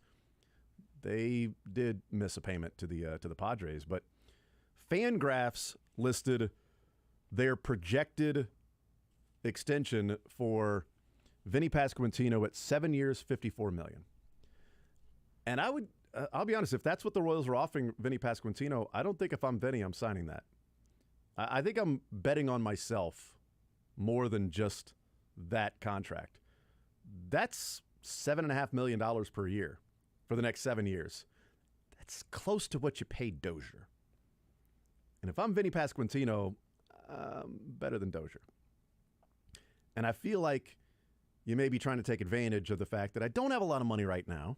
Not the money that these other guys have. But I can't imagine his agent would advise him to take that particular contract. That seems pretty low. 7 years, $54 million. I had talked about 6 years, 70. I mean, $10, $11, $12 million per year for the next 6 years for Vinny Pasquantino. Yeah, $72 million, something like that. I would imagine he would say yes. I couldn't imagine that he would say no. But if you're talking about buying out a year of free agency and you're giving him essentially $7 million per year, look, it's $54 million right now that he's going to make in his career. You sign it on the dotted line right now. Nothing is guaranteed next year for Vinny Pasquantino, or the year after that, or the year after that. He gets injured. He's got nothing guaranteed after this year. $54 million would be guaranteed if he signed on the dotted line right now, according to FanGraphs and what their projection with value and contracts and whatever, today's, going rate is. Like Wander Franco's on that list, and it's like, $200 million for him. Because that would make sense because he's been pretty awesome. But if I'm Vinny, I wouldn't sign that contract. So there might be a want to by the Royals to sign Vinny Pasquantino long term. Just might not be the motivation to do that at the number that Vinny and his representatives think that he's worth. So when he says, yeah, everybody would dream of playing for one team their entire career, that'd be great. But there's two sides to that. The other side has to want you. Maybe they do. Maybe they just want him at a cheaper price. So just thought it was interesting from Max Reaper at Royals Review, seeing the numbers of the on-base or OPS for first baseman since 2000 in the first two seasons. The names that Vinny Pasquantino was with. Some pretty good names there. So hopefully he turns out to be that. Either way, the Royals have him 6 more years. Whether they sign him long-term or not. But having somebody that would be cost-controlled, that's set into your budget, your payroll. You know what that's going to be with Vinny. He may ultimately end up being a DH and Nick Pratto at first base. But Nick Pratto playing the outfield because the Royals need outfielders. They are the 25th best team in baseball in defensive runs saved in the outfield, which means they're the 6th worst. Do you struggle with pain, anxiety, sleep, or lack of energy?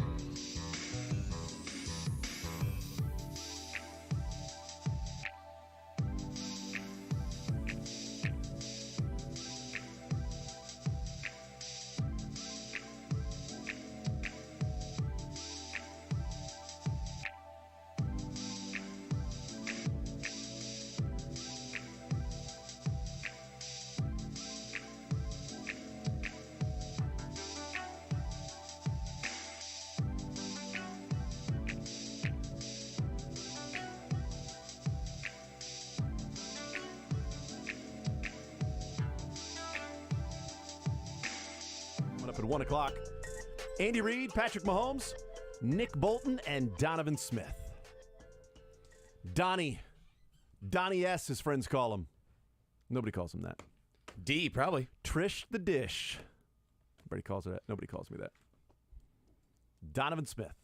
Nick Bolton. Nick Bolton. D-money. We'll hear from Nick Bolton for 3 minutes. You get 12 get questions. Get about 12, 13 questions in there from Nick Bolton. He's gotten better. I just gonna appreciate him. I just love how, you know what, Nick Bolton sounds like me when I first started doing radio in college. Yeah. It's like, we just got to be out there, just do my 1 of 11, and is trying to get better every day. Exactly. And the OTAs, it's nice that everybody shows up here. You know, Drew being a part of the team is pretty cool and everything. We got the new defensive ends and everything. And just Spags, this is year number 3 for me, so this is going to be pretty cool. I played with Willie Gay for a couple of years, so just doing my 1 of 11. Next. I've told the story before. We did a one-on-one with him before the Simone Awards last year. Did he win the Simone Award last year? No, but he was the Chiefs kind of spokesman and everything. And I had my questions and everything, and he wanted to know beforehand what I was going to ask him. I'm like, absolutely, and we can football. If we mess this up, we can retape it. So I'm asking about him. I was going to ask about the Simone Awards. He doesn't know about them and all that stuff. I was asking him about his mentors and his coaches growing up and in Texas and all that stuff, high school football there.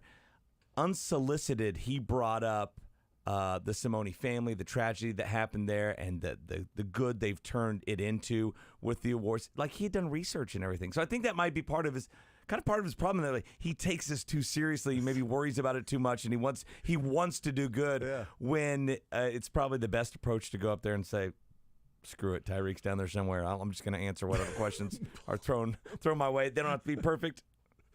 Bleep it, Tyreek's down there. Was it Melvin Ingram that was just like sitting up there like just, I don't know what you're talking about. I'm not sure what you mean. Brutally honest. Yeah. Which he I'm perfectly fine with. You know, Jason Grimsley was like that. It's like, if you didn't word it right, if it was just a yes or no question, he was going to say yes or no. Grimsley was roid rage. That's part of it, yes. That was his issue. I don't know about Melvin Ingram, so... Yeah, but I did like that about Melvin Ingram, because you know what, it also keeps the media on their toes. Yeah. Like, if I ask something stupid, he's going to call me out for asking something stupid. Ned Yost? Yeah, there's a little bit of that. You know, Trey Hillman didn't do that, but I tried to have fun with Trey Hillman once. How'd that go? That was dumb. It wasn't the best thing, because he typically is a guy that is not wound tight. He's a pretty loose guy, loosey-goosey. Sure. Just go with the flow, just laid back type dude. They were playing Max Scherzer, and I don't know, just like a dumb question, right? It was before the game in the dugout, the pregame manager. God, was Scherzer still? He was already pitching way back then. And I said, you know, Max Scherzer's got the different colored eyes. Can that be intimidating with you guys looking at him? He goes, not looking at their eyes, looking at the release point.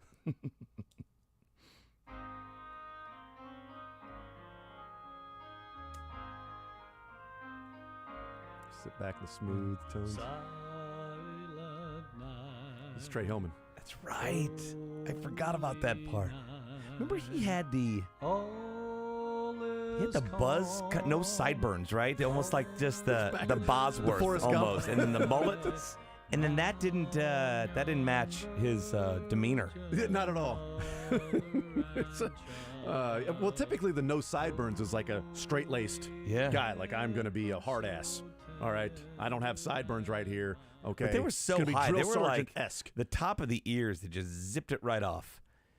But he didn't have the lines in the side of his. No, can I get the Japanese version of that, Drake? Do you have that? You have that cut? Did he have one in? Did he have a Japanese Christmas I don't think album? so. He was just over there for a long time. He was. He was a major league manager in Japan. He literally was. He told everybody in that. the U.S. too, in Major League Baseball. I tried to, be in a little softer question there, and it was dumb. So I never did it again. That stuck with you, apparently. You're not a Trey. You bring him up like once every couple weeks. Trey's fine. He's perfectly fine. He didn't have a whole lot to work with. All right, he was perfectly fine. There were a lot of managers that didn't have a whole lot to work with. Okay, Ned Yost was under 500. Yeah, Ned Yost was going to be fired. He's going to have a statue. It's going to be a laughing stock, and now they're going to have a statue for Ned Yost out there. So you never know. You're not winning the Derby on a donkey. So a lot of those Royals managers weren't winning, 90 games. I mean, we keep saying that. No, he's going to have a statue out there. Alex Gordon's going to have a statue out there. When are those coming? When do those get commissioned?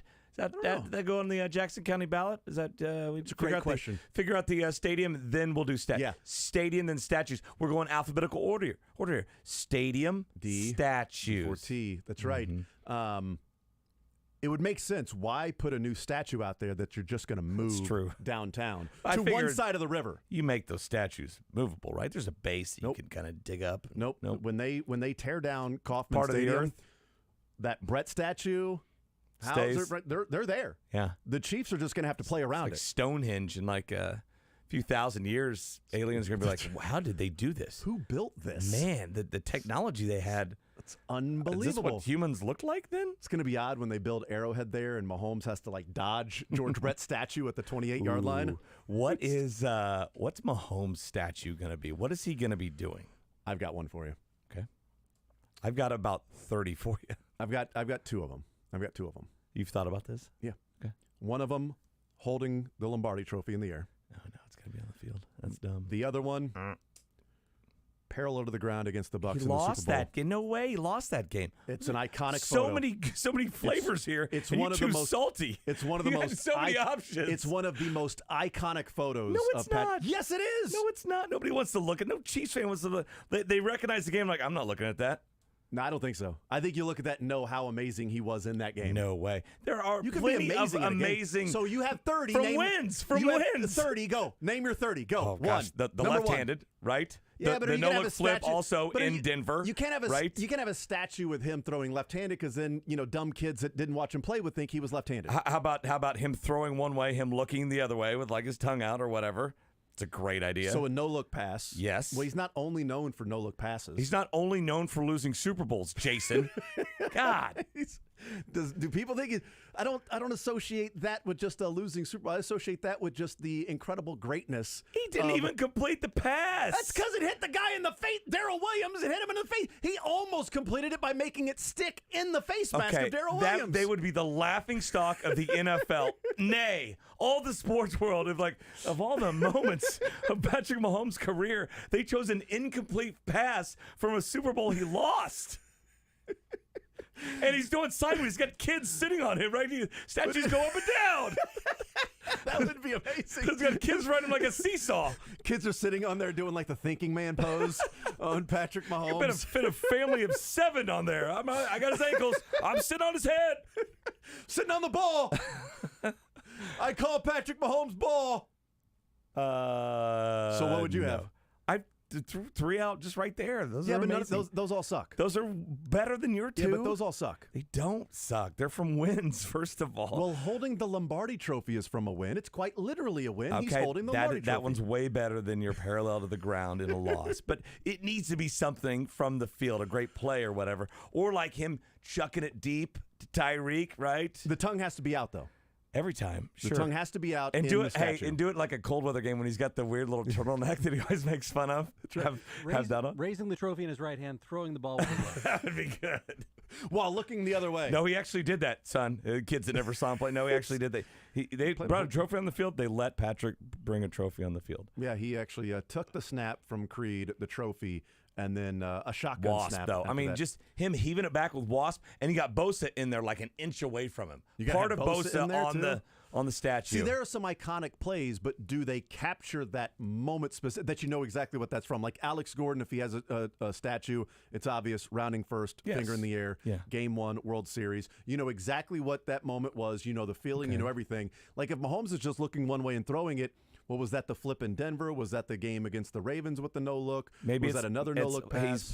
He's pointing at the flag down the field at the end of Super Bowl 57. No, it's holding. It's holding right there. It's holding right there. Yep. It's this right here. It's just him sitting there with his fingers up. With the next play. Or his little kind of walk with his palms out, like his little waddle. Yes. He jogging to the huddle like a 65-year-old man. I think I'm on to something with the no-look. I mean, there's so many different moments of that. I think I'm onto something with the parallel pass. I think we go with that one. The laughing stuff. Like, wait, this guy won 90% of his games? Guy won 7 of 8 Super Bowls, and you're picking that play, an incomplete pass from the one he lost? Texas, how about counting Super Bowls on his fingers? That was good. That was good. Yes. If he gets like looking at his hand, or he'd be looking at his left hand with like football in his right. Or no, like he hopefully wins so many, you have to put a third hand on him. He's got a third arm because he's won like 12, so he's counting all 12. Patrick Mahomes, he Texas, had 3 hands. Shotgunning a Coors. Knocking it back. with the ski goggles on. That's the thought bubble above his head. I'm here. Do it, Kels. Do it, Kels. Do it.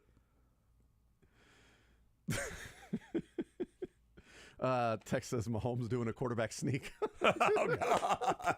That's pretty good. That's almost as bad as yours. At least they won that game. They did. They in won. a Super Bowl winning season. That's a Super Bowl winning season. I'm on board with that one over yours. You would vote Mahomes 100%. quarterback sneak over Mahomes vertical 100%. throwing the ball. Yes. Not vertical, but horizontal. Parallel to the ground. Was the first down at least, right? Did he pick a first down on that play?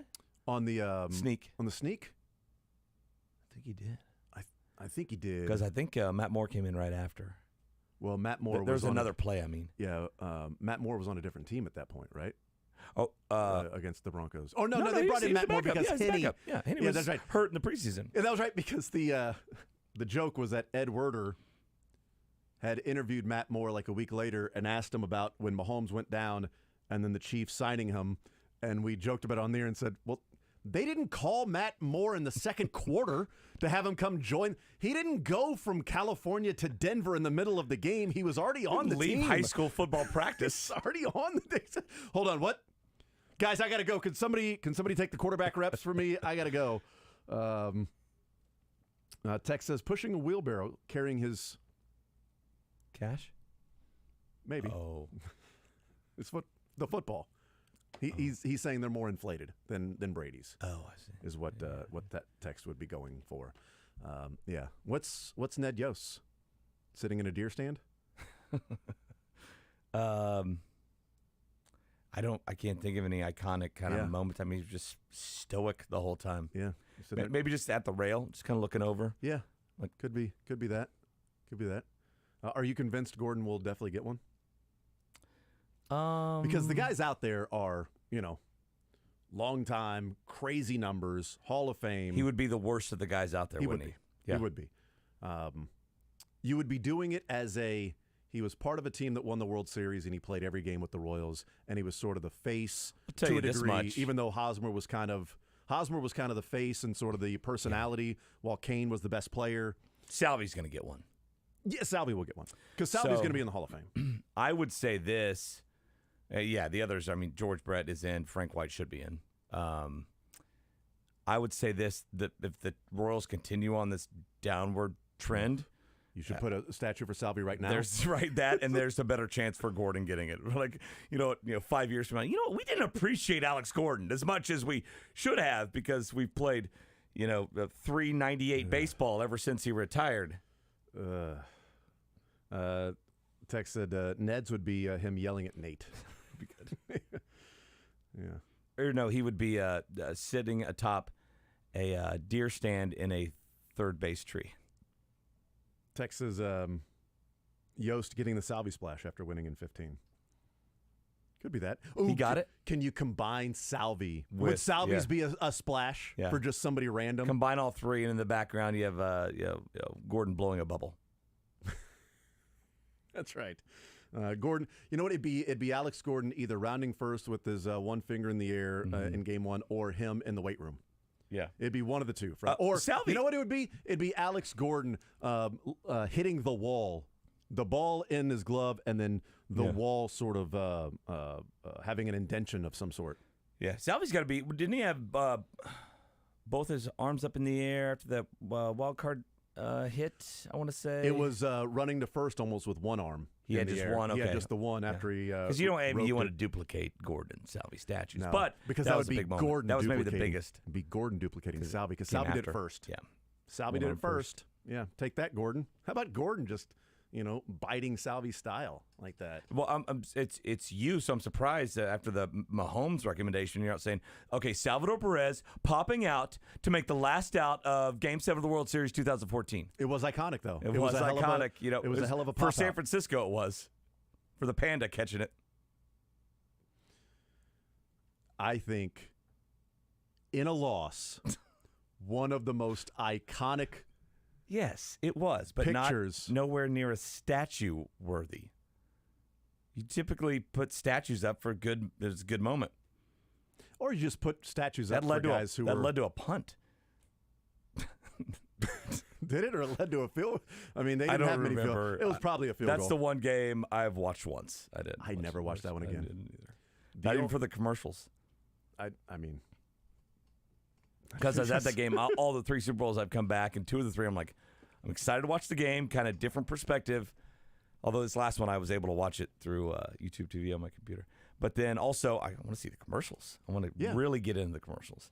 Yeah. I didn't after Super Bowl 55. Yeah, I didn't. I never went back and watched the commercials for Super Bowl 54, and down in Miami because we were there. Yeah. So I didn't. I didn't go back and no. I watched the game. Watched the game. Did I you watched the fast forward through the commercials, or what'd you do? I don't know what I've done. I've watched the game so many times, but Were you mad that he was completing so many passes and that they won? I was pissed. I was so mad about that. You know what? If I'm thinking about the Super Bowl against the Niners making a statue, it'd probably be the interception to Tyreek Hill. Right. The one that Fred Warner, right? With like 8.5 minutes to go in the fourth quarter when the 49ers won the game. The one in the end zone. Yeah. Down 20-10. They threw the interception at like the 10-yard line. It bounced off Tyreek Hill's hands, and the 49ers essentially said, we won. I think a good Mahomes trophy would be Kyle Juszczyk scoring in that game. Mahomes on the sideline. Watching him. I don't think those are the same Mick. No, right. that one's better because at least the Chiefs won. The Juszczyk one would be the Chiefs one. I don't know what. I don't know. It could be just him throwing the football. Could be just something random like that. Just because he did that a lot.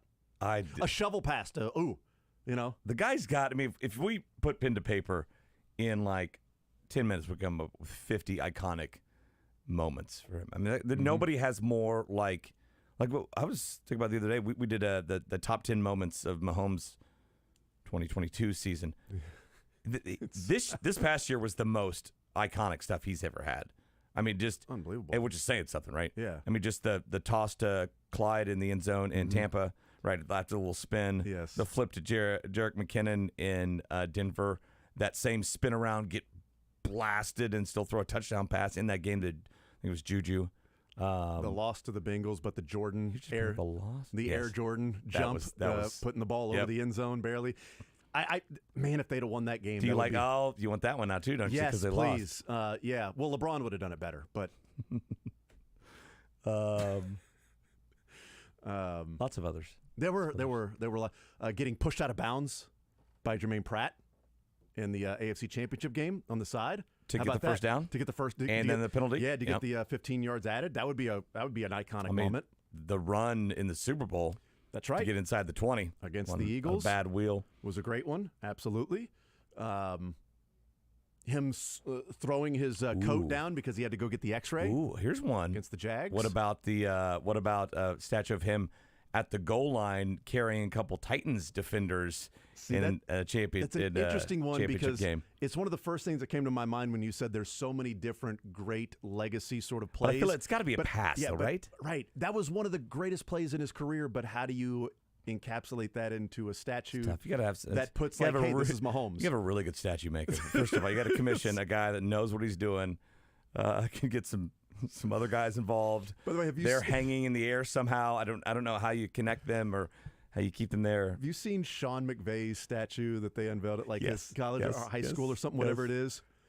It is spot on. It is pinpoint. The hair and the detail on the hair, it's uncanny because he was standing next to it and his hair looked exactly like the hair with the the sides coming up, almost like a small little mohawk there. But like just the small little details of like a piece of hair out of place here to make it was on the statue, and he was standing next to it, and the hair was almost exactly the same. It was great. They need to focus more on hair sometimes with some of these statues. Yeah, but don't get the guy who did the Ronaldo statue, right? He was the bad one. He was the worst one. That was amazing. But they can make Mahomes statue out of all the different medals that his children are named after. I'm serious about that. That's pretty good. That's an awesome one. Yes. Throw in the dogs too, because Sterling, you have some steel bronze, in there. steel, and what's the other dog's name?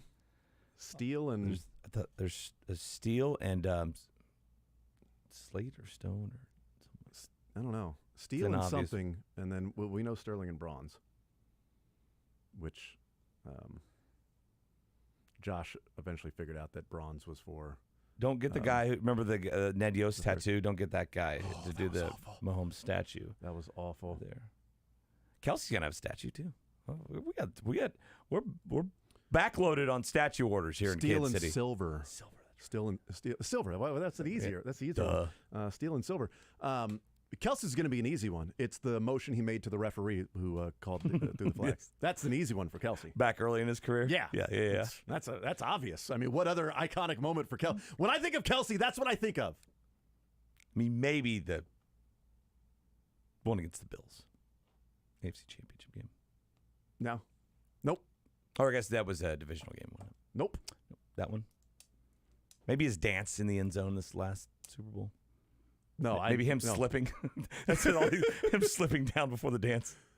I think I came up with the only one that you can really go with Kelsey. And it actually has a movable arm. It does. The statue comes. It's like, you can have bobbleheads. Like the arm actually moves.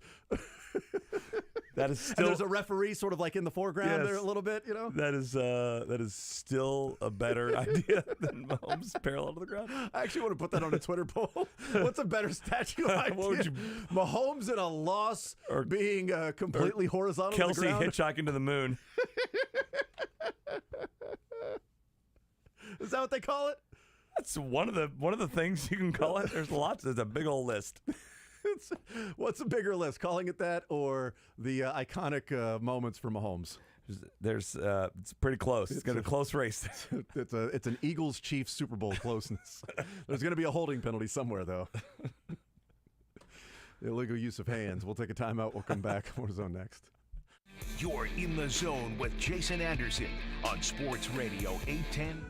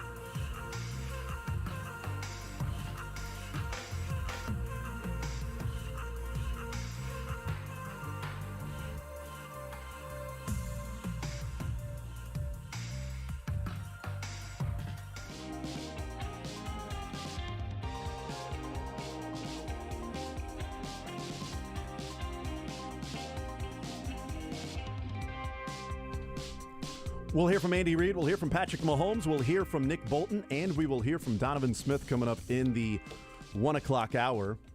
Mick, big news for the KU Jayhawks this morning as Kevin McCullough Jr. decides that he is going to return to Kansas, a super senior, not just a senior. He's super.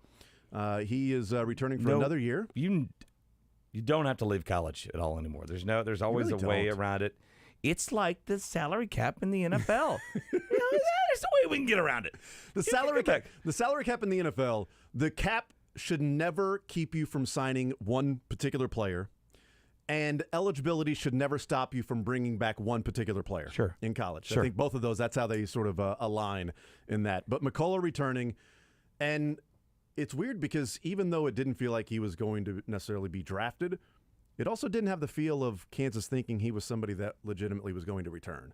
They did the senior day stuff, and even Bill Self talking about it was like, well, he's doing his own thing and all that stuff, and it just sort of felt like they're moving on. Both sides are moving on, but he decides to return. They've had a number of players put their name in the transfer portal, which is, fine. But 4 of your 5 right now are DeJuan Harris, KJ Adams, Kevin McCullough, and Hunter Dickinson. I mean, and then, we talked about it earlier in the show that, KU fan texted in, it's like, well, I'm worried about shooting because, you've got those guys. But I'd probably put Timberlake in the starting 5 right now. Yeah. And that guy shot, 42% from 3 on over 200 attempts last year at Towson. So you've got a guy that can play the wing, that can knock down shots. Absolutely. You've got Elmarco Jackson coming in. Mm-hmm. Adams is part of that. Morris, the true freshman from Texas, and honestly, you've got KJ Adams now moving to probably a position where he can succeed more that fits his body type and his game. I mean, he was out of position. I thought he did a great job at the 5 last year, and it kind of underscored how much basketball is he moving forward even more into small ball. But now he's playing the 4, and you got Hunter Dickinson, a giant who can also step out and hit threes. And then 6'8" McCullough, who is probably still going to be a better defensive guy for you than offensive guy. But I thought he came into his own late in the season last year. Sort of a do everything guy. Yeah, and then you have it's going to be interesting to watch. Is DeJuan Harris kind of enter that realm of KU point guards who have just been stars their senior years, right? Of Devontae Graham, Frank Mason, Sharon Collins. Is he going to enter that realm? I think he's capable of it. He's not going to be a scorer, obviously, like those guys, but he's a leader. He's a facilitator, and he's going to have guys to, get the ball to. And I think he's capable of kind of entering that echelon of great KU point guards if he's not there already. Well, and it's something that, before, in 22 when they, won the championship, he wasn't somebody you had to worry about if he was out behind the three-point line. And then, they don't win the championship, but he became that guy when he shot 41% from 3 on the year in 74 attempts. And he was number 1 in conference play from three-point land was DeJuan Harris at 47% in Big 12 games alone. How many take? 47 attempts. Yeah. But only 47 attempts. Out of 18 games, that's a couple a game. 2.5 a game, roughly, something like that. 2.5. So it's not like he shot 2. He shot 3 or 4. He's taking 2.5, making 1.5 per game? Yeah, 22 of 47 in Big 12 conference play. So 47%. He was number 1. And he shot 41% from behind the arc overall last year. And again, Timberlake had 220 three-point attempts at 42% last year. Wow. It's a little bit different. So DeJuan Harris, to me, last year turned into the guy that he needed to be, which was score when called upon. When you have those 3 wings, right? That could score at least 2 of them in Grady Dick and Kevin McCullough. Well, I'm sorry, Jalen Wilson. And so he didn't need to. Maybe more of the scoring load's going to be thrust upon his shoulders this year. But I like him. I think he's been great for this team. And is he done next year? Or nobody's ever done. No, probably come back he's because he's got he's going into his 4th year, and then wouldn't he have His first year was 21, so does he get a COVID year? I don't know. Or is it like, you know what, you're grandfathered into a COVID year? Yeah. You know what, you were alive during COVID, you get a COVID year. It's Oprah. You get a COVID year, and you get a COVID year, and you get a COVID year. I don't know. Like, is he like done after next year? I guess he could grad transfer somewhere. Sure. But he would be. This is his senior year this year. But to me, DeJuan Harris always was a guy that he could distribute. He could set guys up. He'd put guys in the right spot. But he wasn't the guy that would score when called upon in the flow of the offense. He wasn't doing that in 22. Last year he did that. So when the ball swings and then they don't rotate over to you and you're wide open, hit the shot. Mm-hmm. And he was doing that. Or if they play you a certain way on a screen and roll, attack and finish. And he was doing that. And, he was pretty good at that and playing phenomenal defense as well. He was one of the best in the Big 12 and in the country in steal percentage last year. So he was a phenomenal defender. And so all he's really ever needed to do was, in the course of the game, when you're wide open and the defense is saying you're the one we want to shoot, knock it down. And he did that a lot last year, which was big. And if he does that this year with the scoring of Dickinson and KJ Adams' ability to score and Timberlake's ability to be a shot maker, and McCullough's just all around sort of junkyard dog type of game. I mean, Gary Parrish has him as the number one team in the country in his top 25 and one that he put out yesterday before McCullough decided to come back. And Joe Lunardi has them as the number one overall seed in his bracketology. So I don't know if you looked at the bracketology. We really want to break that down. Did not look at the bracketology in No, May. not at all. But they're the number one overall seed. And I think they've got a chance of this last year we talked about. Well, it doesn't feel like there are any great teams in college basketball. Like that championship team of 22 would smoke this number one seed KU of 23. And maybe UConn, we look back, ends up being, well, no, that UConn team was great. We missed on that when they were a great team. They just had a struggle for a little bit. I think the makeup of this Kansas team, health, and then, Bill Self being pretty good at putting guys together, I think this could be viewed as like, no, that's a great team in college basketball. And Duke's going to have a number of really good players. This decision this morning by McCullough is huge. A big couple of weeks for KU. It's been huge. And, Bill Self, master at recruiting. He's been a master at the transfer portal. And look, it helps when, you have KU calling, right, on the caller ID, and it's Bill Self and all that stuff. But you have to do the work, and there's other blue bloods out there, and he's been better than them at it so far. And so no, it'll be another a banner great year, I'm sure. Could be a banner year. How about this for banners? How crazy is it that if the Nuggets, who are the betting favorite probably right now, I would guess, win the title, if they won it, Christian Braun would only be the 5th player in NCAA/NBA history to win an NCAA title and an NBA title in back-to-back seasons. Only the 5th. You got to tell me who the other ones are so I can use 2 are it for stars. Sports or Leisure tomorrow. 2 are stars. Kevin Durant. Got it. Just joking. Magic Johnson. He is a star. I would say that Magic is a star. Jordan? Drawing a LeBron. One is Billy Thompson. Oh, Louisville guy, right? Billy. Louisville, 86? Or no, that was Indiana, 86. Indiana was 86. Louisville No, was... Indiana was 87. Louisville was 86. Louisville was 80. I thought, for whatever, you said 86 and 76 popped in my head. Louisville was 80 and 86. Yep. And then Indiana won it behind them both times, right? 81 and 87. Okay. Henry Bibby. Oh, no kidding. Yes. And then, God, who's the biggest name? I can't remember. I'm telling you, it's LeBron. Yeah, he did win that college title. See, he won the high school, and then he definitely won his first year. This is definitely. By the way, while you're looking up that little housekeeping, DeJuan Harris was at KU that COVID year. Even I though thought he didn't so. play. I because he came in the same year as Christian Braun. So he has 2 years left. Even if he didn't, you'd give him one. Just he was close enough. Oh yeah, duh. Sorry, Bill Russell. You might have heard of him. Oh, Billy. So Bill Russell in 56 was San Francisco, 57 was the Celtics. Henry Bibby, UCLA, 72, and the Knicks in 73. I feel like that's cheating if you either played for the Boston Celtics in the 50s, true, or the UCLA in like the 60s and 70s. Then Magic Johnson, again cheating with Michigan State, and then going to the Lakers in 80. And then Billy Thompson, that's an accomplishment. I don't know Yeah. how much he played for the Lakers in '87, but he was on the team. It would be similar. And Christian Brown being the probably Finals MVP. He just needs to have a better finals than conference finals, and That's exactly right. This is a text right up my alley, and I appreciate this as we go to break. Text says, McCuller me bad, and Timberlake should be in sync this year. Want to see more of The Zone? Watch the show live on the Sports Radio.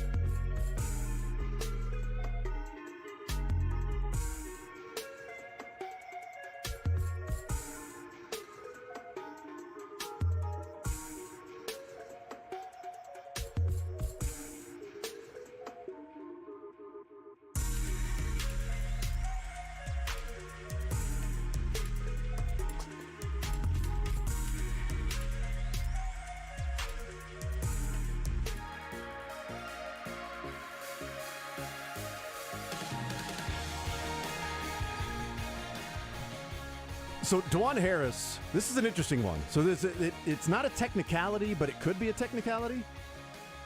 DeJuan Harris redshirted during the COVID year.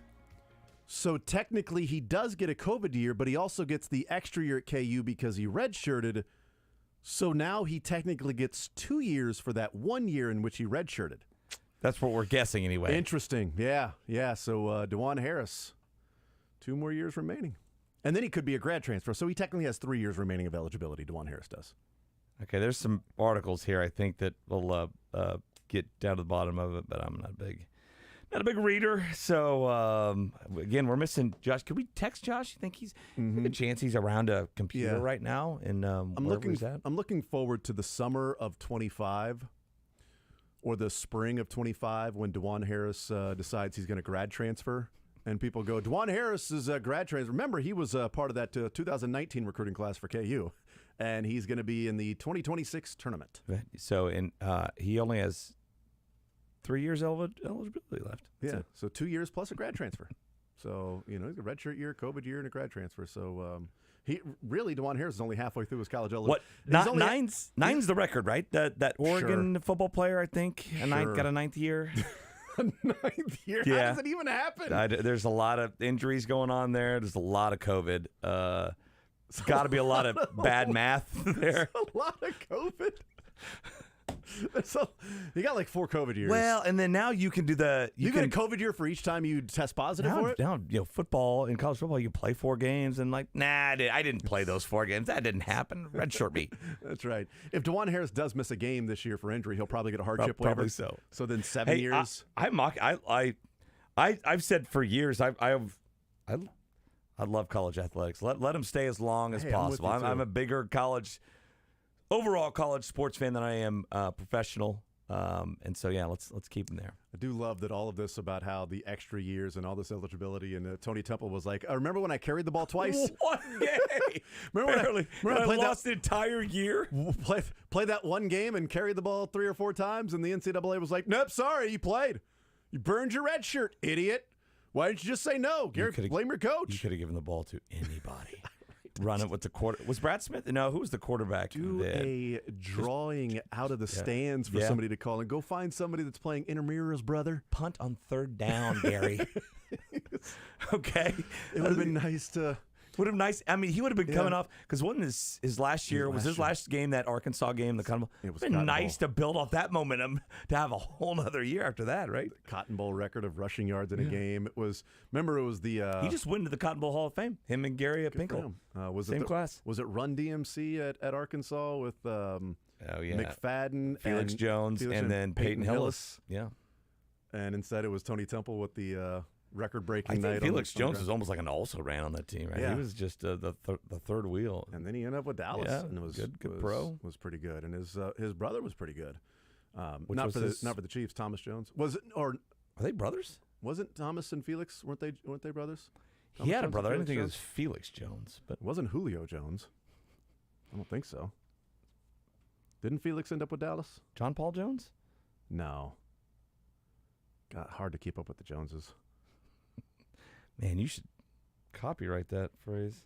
No, I'm trying to copyright Taco Tuesday already, so I am tied up in court already. That was the Mr. Jones from the Counting Crows. That's right. And we're going to talk about how they were all together. Julius Jones is his brother. Julius Jones. I knew it wasn't Julio Jones, but Julius Jones. Julius Jones was Thomas Jones' brother? Yes. I think Felix Jones was a Dallas Cowboy as well. See, that's what it was. Yes. Julius and Felix, they were both Cowboys. Mm-hmm. I get confused sometimes, man. Right around the same time, too, was second-round pick, 2004 NFL draft. So, boy, that would be tough. See, it really is. Like, no joke, it is tough to keep up with the Joneses. The Joneses running backs for the Cowboys. That's not easy to do. Their not owner, easy at all. Jerry Jones. Right, and his son. Felix Jones. Middle name, Julius. Drew. Hyphenated Drew Jones? Drew Jones? Andrew Jones? Maurice Jones-Drew. Oh, yeah, and that Jones, too. Oh, that's awesome, man. Good for you. I'm not sure how we got on that, but we did. We got there. It's a fun game. So, got there eventually. A lot of times during the break, we're like, how did we get to, like, just statues of Mahomes? And we recount it.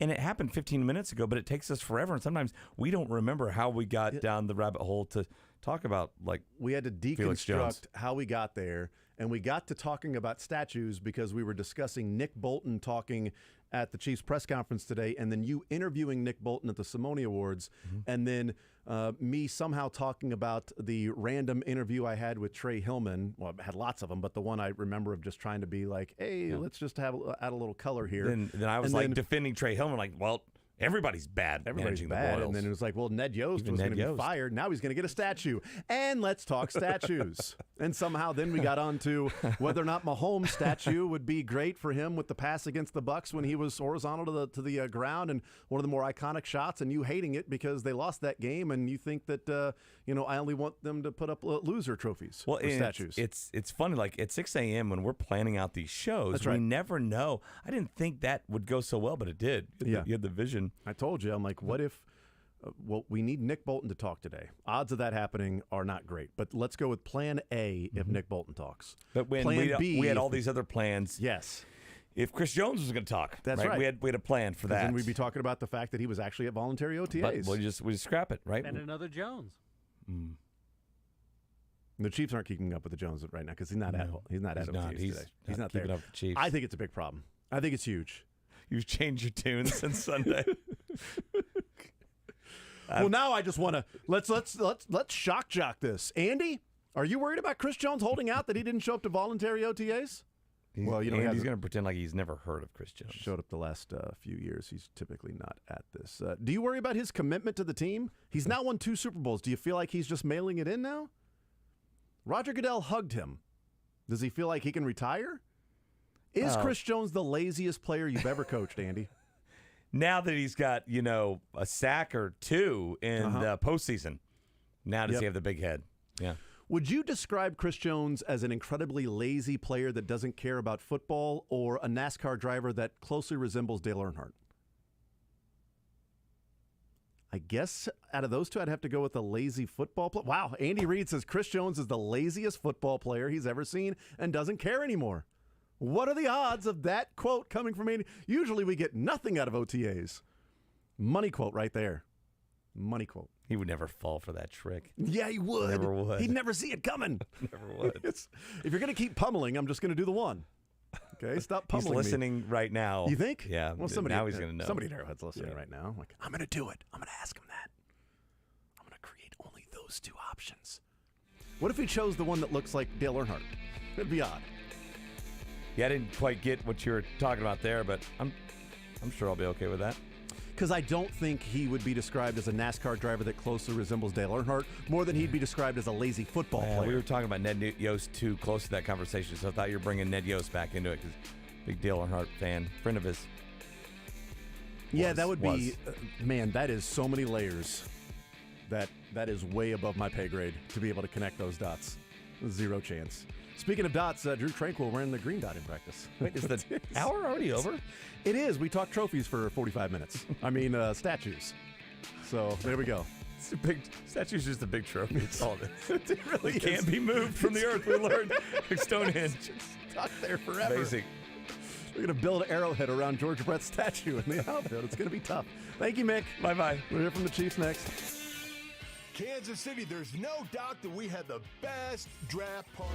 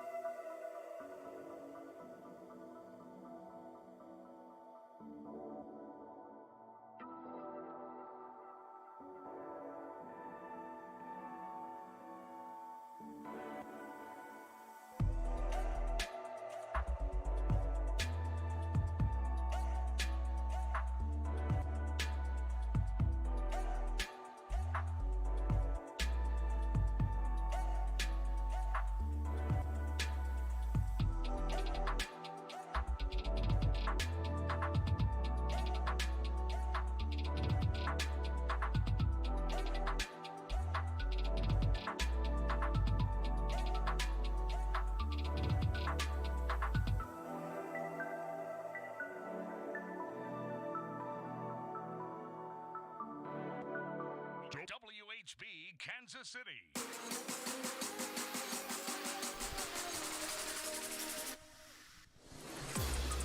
All right, we continue right here on Sports Radio 810 WHB. Thank you to Mick Schaefer, KSHB 41 Sports Director. Thank you to Jeff Montgomery in the 11 o'clock hour, Valley Sports, Royals Hall of Famer. He joined us. We talked some Royals with Jeff Montgomery, talked some somehow statues with Mick Schaefer in the noon hour. And then we'll hear from the Kansas City Chiefs, Andy Reid, Patrick Mahomes, Nick Bolton, and also Donovan Smith when they get up to the podium. Practice not quite over yet. They will be at the podium talking once practice is over. Again, we'll hear from Andy Reid, Patrick Mahomes. We'll hear from Nick Bolton, and we will hear from Donovan Smith. You will hear when Game 5 gets underway of the Eastern Conference Finals right here on Sports Radio 810 WHB. And mention just briefly, last night's Game 5 or Game 4 where the Celtics found a way to get it done and shot the ball. And the question then, and people are hoping that it ends up being a game or a series, that, okay, they won the game. Is that now, do we have a series? I'll say that we are way closer to having a series in the Eastern Conference Finals than we would have been if the Lakers would have won Game 4 in the Western Conference Finals. If both games were sitting, or both series sitting 3-1, we'd have much closer to a series in the Eastern Conference. Because the Lakers, if they won on Monday night, that was just going to be delaying the inevitable. They were going to lose that series. The Celtics actually have the ability to beat the Heat the next 3 games. I don't think they will. I think they may get one in Boston and then head back to Miami and lose in 6. But the Celtics have not been good in Boston this postseason. That's the odd part about, what they've done and, picking a team to win a series, that the other team has a better coach and the best player in the series, and you have not been good at home. So, you've got home court advantage. Great. The other team has been awesome at home. You have not. That usually would add up to you losing that series. But they do have 2 of the next 3 games being played in Boston. So they can absolutely win it. And look, is it a series right now? No, it's 3-1. They go back to Boston and win? Yeah, then it's absolutely a series. It's 3-2, but then, it heads back to Miami at that point. But did the Celtics find something? I don't know. It's funny that this series already is going one more game than the Western Conference did, but the Western Conference was a much more competitive series because the games were all close, and it came down to the final couple of minutes where who's making the plays, who's not making the plays, who's hitting shots, who's not hitting shots. And ultimately, it was the Lakers not hitting shots and the Nuggets, coming up with plays constantly in the final couple minutes of those games. In the Eastern Conference, they haven't been all that close. The games have, kind of gotten out of hand. You've seen some stars sitting at the end of games. Yet, it's going to go 5. And I think there's a pretty decent chance that it could end up going 6. I think the Celtics have an opportunity, have a chance at least, to come back from 0-3. Because in theory, they're the better team. In theory. They're the number 2 seed versus the number 8 seed. The number 8 seed beat the number 1 seed, but still, in theory, they were the heavy favorites in this series. They certainly could come back. We didn't get a chance to really get into earlier in the show of, we talked some Royals, and we talked Mike Myers from last night and what he did, and just kind of the positive of that, the positive of Carlos Hernandez, but the negative of what we've seen from Brady Singer and how bad he's been this year. And is there a step back for Brady Singer this year? Has he lost something? Where's the command? Where's the control? Where's the location for Brady Singer? It's not there, and it hasn't been there for a while, and his walk percentage is up by a crazy amount. So we talked about some of those things and mentioned a little bit with the Vinny Pasquantino contract and, the different sides weighing in of J.J. Picollo being vague and Vinny Pasquantino sort of alluding to, the other side is the other side needs to want me too. All right? Which is a pretty good indication of where Vinny Pasquantino thinks those negotiations are right now with the Royals front office. And then we discussed a little bit with Drew Waters that I think it's about time the Royals call up Drew Waters. I think he's ready. Doesn't look like he's got any effects of the oblique injury that he had to, have this rehab assignment for, and he's been out for a while. He didn't even play a spring training game. He's been amazing in Omaha. Not just good, he's been amazing in Omaha. He started 1 of 22, but even if you throw in the 1 of 22 start, we like to throw some things out. But including the 1 of 22 start, he's still OPSing over 1,000. He's still batting .330, even starting 1 of 22. And what he's done the last 6 games is crazy. He's got a 1.7 OPS. In the last 6 games, he's got 15 hits. 8 of those 15 are extra base hits. He's got 2 home runs, 5 doubles, and 2 triples in the last 6 games. 6 RBIs. There's really no reason, I would guess, for the Royals to continue with Nate Eaton on the team, playing sporadically. Drew Waters becomes Jackie Bradley Jr. Jackie Bradley Jr. becomes Nate Eaton. Your ball club is better. That now, in a couple, 3 days, you would have exchanged Hunter Dozier and Nate Eaton for Nicky Lopez and Drew Waters.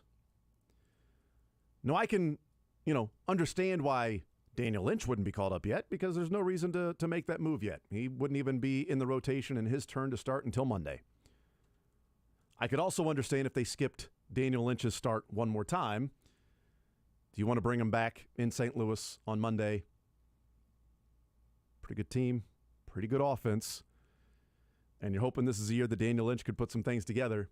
Or do you save him and have him start one more in Omaha and then get the start against Colorado a week from Saturday? Certainly a possibility. But continuing forward with Nate Eaton getting at bats or playing innings in the field, no reason. At least Jackie Bradley Jr. gives you premier center field play. He's one of the top 3 center fielders in baseball this year. He doesn't give you much at the plate, but what is Nate Eaton giving you? He's 3 for 2023 is Nate Eaton, and he plays a worse center field. So he's got an option. Slide him to Omaha, bring up Drew Waters, and see what happens. Kiley McDaniel has his top 50 midseason prospects. And I'll give you a guess between 1 and 0 how many players for the Royals have showed up on his top 50 prospects updated. And the answer is not 1. So there's 0. Now, he also included another 52 players in different tiers. So he really goes to ranking 102 players. And I'll give you a guess as to how many Royals show up on that. It's a choice between 1 and 0, and 1 is also not the answer. So it's 0 out of 102 players that Kiley McDaniel, who we had on Monday, talking about midseason prospects. And we can really get into the Orioles having 8 and all of those things, but that conversation for a different time. Here's Andy Reid. Phase 1 and 2, so it's good to get out and be able to go against each other with the rules that are given, and see the guys move around a little bit, competing. Anyways, that time's yours. Coach, over the years, you've got a set way you do things, and the league has kind of changed a few things, and adapting through COVID, through some of your phases. How do you think you've maybe changed any of the things you've done, or kind of adapted to the way it's the world now? Sure. Well, we ended up doing phase 1 virtually. Not that the league, that's not what the rule is, but I mean, just with the season being as long as it was, give the guys a little bit more time and still be able to meet with them, introduce some of the new things, talk about scheme eval, and then they all came back for phase 2. So, now you're able to go through it versus air. We haven't. It's okay. It's probably better for the offense than it is the defense.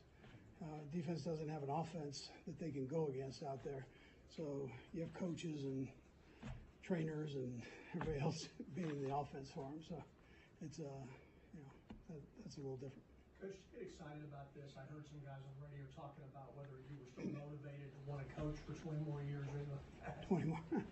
that'd be something. No, listen, I'm fired up. I enjoy doing what I'm doing, and so I love being able to teach. And this is a great teaching time. So for when you're with the guys there.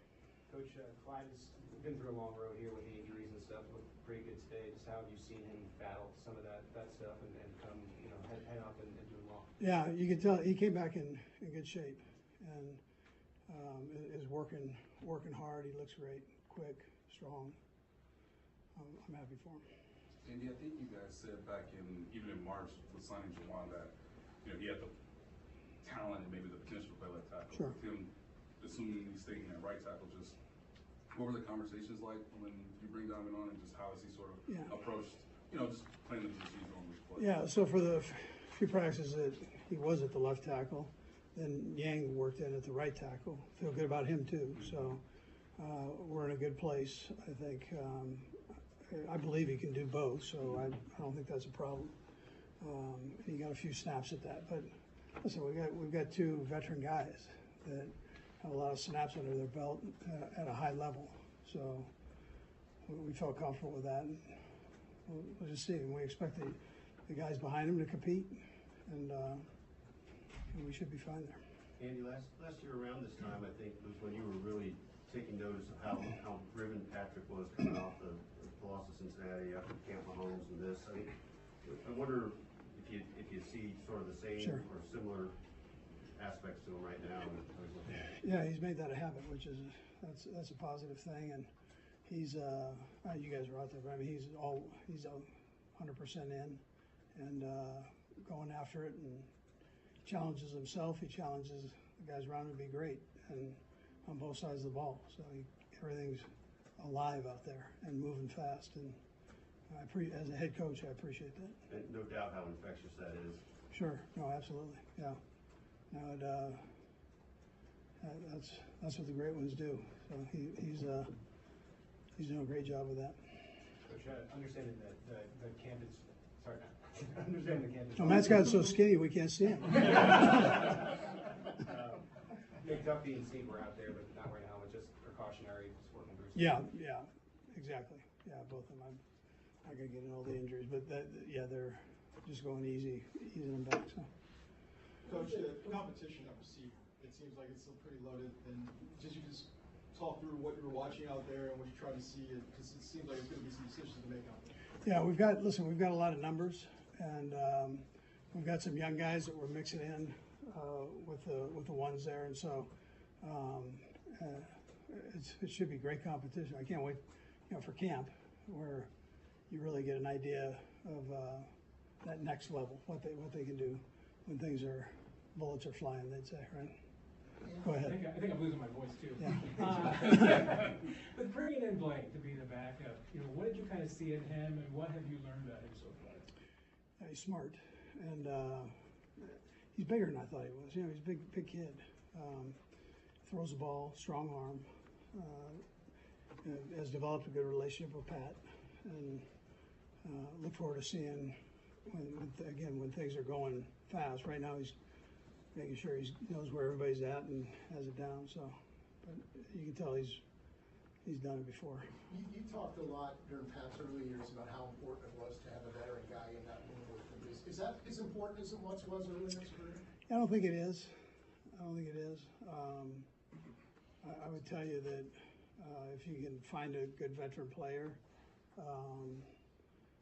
if something were to happen to Pat, if you have confidence in a guy, that's not a bad way to go, just from experience sake at that spot. We saw that. We saw that with Chad when he had to play, and did a nice job with it. But I think we have a couple good young guys too back there.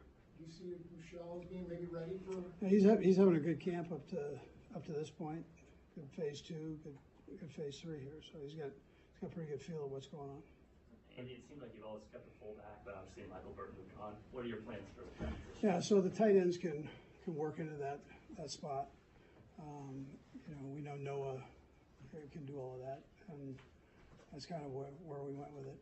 We've got a number of tight ends that we feel comfortable with. So maybe you keep an extra tight end as opposed to that fullback. Coach John Ross had a year out of football. I presume you guys working out. What did you like and what you saw, and how do you like him so far here? Yeah, listen, I like both the Rosses. Big and little. big one is coming along. He feels good. His foot feels good. The surgery that he had worked out well so up to this point. He's made some nice plays for us out here. I know Pat's got trust in him, so that's good to see. And the smaller Ross is extremely fast and quick. And before he got hurt, he was on to a pretty good season.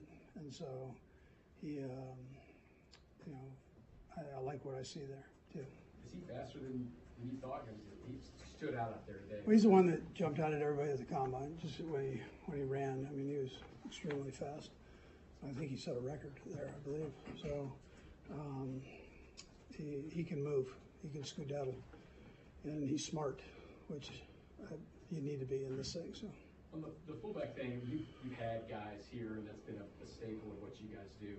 You mentioned that you have a lot of times that it can do that. Could you see yourself ever going back to having a fullback, or is it a sea change for you to not have one on the roster? Yeah, well, you normally don't have the number of tight ends. That's that we've got here. So I would go back. I mean, that's not a problem. We liked what we had last year with it, but again, we were always, without the injuries, we were going to have to juggle that last year somehow. So but guys got banged up. Yeah, we got a lot of reps today with Brian Cook in the secondary, working obviously with Justin. Just what have you seen so far, and what do you hope for him? Yeah. Obviously being in that starting role. He's doing a nice job. He finished the season strong, and he had some nice snaps in there. So for us, and he's just kind of picked up from there and done a nice job. Couple more guys. And Reed's done a phenomenal job. He's had a great offseason. He's been here every day that he could be here, and just working his tail off, and you can see it. I mean, he understands what's going on better than what he did, and he's moving around great right now. Coach, you talk about people finishing the season strong. Scott Moore finished positive note. What are you seeing from him so far? Yeah, I like what I see. Again, strong. You can tell that he's worked this offseason. He was down there with Pat the whole time, and never missed a day with him. So he's doing a good job. Better understanding. Yeah. Coach, how do you deal with the winning? Is it different? Is it more difficult, or is it different dealing with a team that's coming off a Super Bowl championship like you've done before? Do you talk about that, not getting complacent? Yeah, no, I go the other way. I mean, can we be better? Let's work on that. That we can control. And so dig in on that, and then you don't worry about the other stuff. So that's kind of where I've been with it. We can all get better in certain areas. Sorry. Coach, the new kickoff rule that was just implemented, everybody says special teams coordinators. Harvey Thompson said his piece. How does it affect your game? I don't know. We'll have to go through all that. My thing is, where does it stop, right? So you start taking pieces, and we'll see how this goes. But you don't want to take too many pieces away, or you'll be playing flag football. All right. Thank you. Good. Yep. All right, there's Andy Reid. Interesting there at the end about the kickoff rules. Where does it stop? Typically when you go the slippery slope route, there isn't really a slippery slope to go down. I think it's perfectly fine with saying that you can call for a fair catch on a kickoff. I don't think that's being some massive change, but we'll see. Interesting question about the fullback, though. No fullback on this roster, and said that the tight ends can work into that spot, and that's just where they went with it.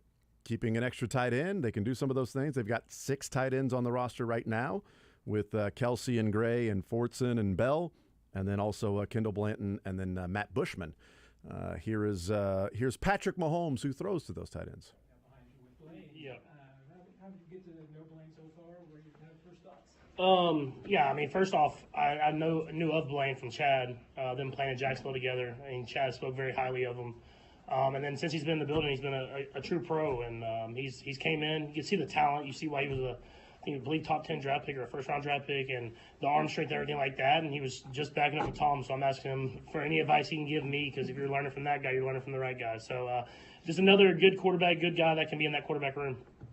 One of the changes you guys have is the new offensive coordinator. Nagy was here obviously before, and then again, what's the kind of transition been like for him to be the OC right now? Yeah, I mean it's been easy, I think, for me just because I was here when he was the OC the first time.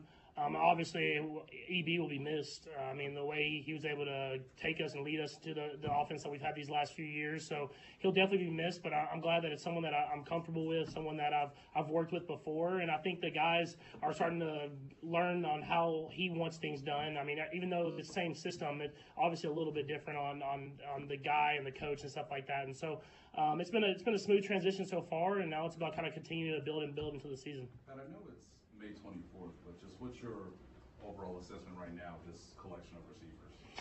Yeah, I mean, I think we're deep. I think that's the biggest thing. Usually you have a good feel for kind of who the guys are going to be and everything like that, but with this group, it's like every single guy, you're like, I can see him making a path and making the team. And so, I mean, that's what you want. You want that competition. I thought even the young guys that have stepped in and done a lot of great things, and guys from other systems that have stepped in and done great things. So a lot of competition in that room. It'll play out throughout OTAs and camp, but I'm happy with where we're at in that receiving room. Patrick, with the offensive line, and you got 2 new guys from line, and then Donovan, just your overall impressions of them. Of course, as Nate said, May 24th, you don't know exactly what's going to go on, but just your overall impression of guys that are going to be protecting those tackles. Yeah, no, I think we're in a good spot. I mean, obviously we lost 2 good tackles this last year, and we were bringing in 2 guys that have had success at other places, and so they're getting familiar with how we do things, the words, or what I'm saying at the line of scrimmage, everything like that. But as far as talent and work ethic, they're both at the very top of that, and so it helps to have those 3 guys in the middle to help them through the process of learning a new system.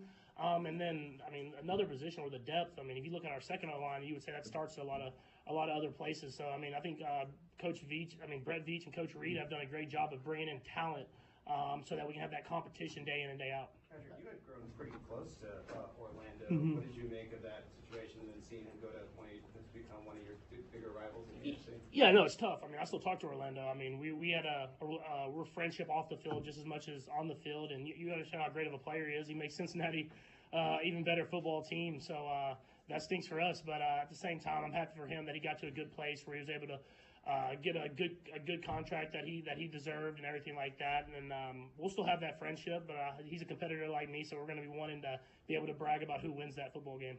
Patrick, Rashee Rice ran some routes with you down in Texas before he was drafted by the Chiefs. Mhm. Just from that day or a couple days, whatever it was, what were your impressions of him from just down there before you knew he was going to play with you? Yeah, I think which I've seen now, even to this day, now that he's been here, is I like the feel that he had when he was running the routes. A lot of times you get a lot of young dudes that are extremely athletic and they just run as fast as they can and they're just running around and they don't know exactly where to be at. And where I could feel where he would sit there and he would listen to guys like Trav, he'd listen to Kadarius and those guys talk, and he would get a feel for how he was running the route. And obviously, you know, he has the explosiveness, the jump ball ability, but the way he was able to kind of feel throughout the zone coverages and pull up in the right spot, that's more of a veteran type mindset for a receiver. So I was very excited about that, and now we'll just continue to work him in here and there and continue to push him to be better and better, and he'll have an impact in this offense this year.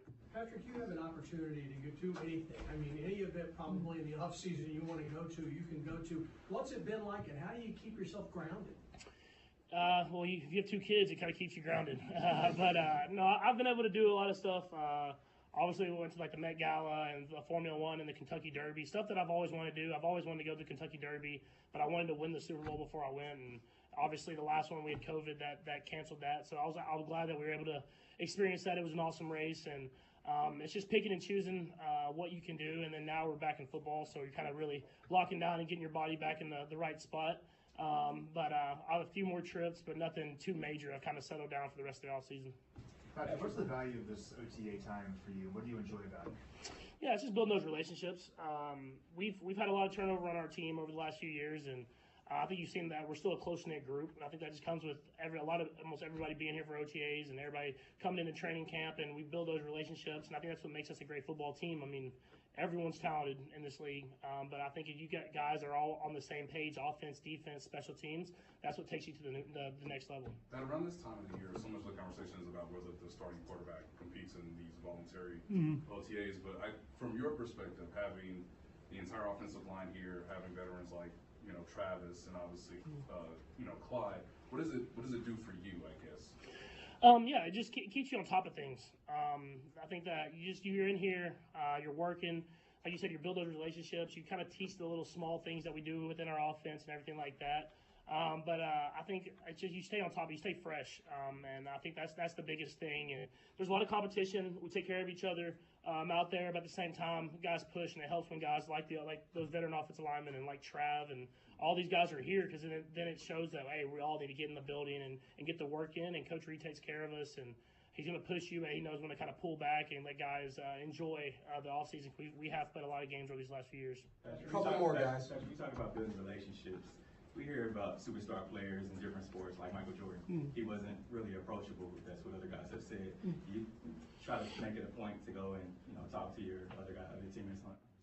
Yeah, I think that's part of it. I grew up in a locker room, so I got to see kind of both sides of it. And I definitely, the guys that were kind of more relationship guys that would hang out with even me or hang out with other guys, I knew that I wanted to be like them when I grew up. And so I got to see it from both perspectives, and I knew if I ever got in this position, I wanted to be the guy that's shooting in the locker room and doing whatever it is, hanging out with guys outside the building. Don't tell Veach about the shooting part, but hanging out with guys outside the facility, if that's at soccer games or baseball games or anything like that. And so I think that's part of the culture that I kind of brought into here. And it's really cool because then you get to go out there when you have success. You get to go to parade, and it's guys that you truly enjoy being around and having success with.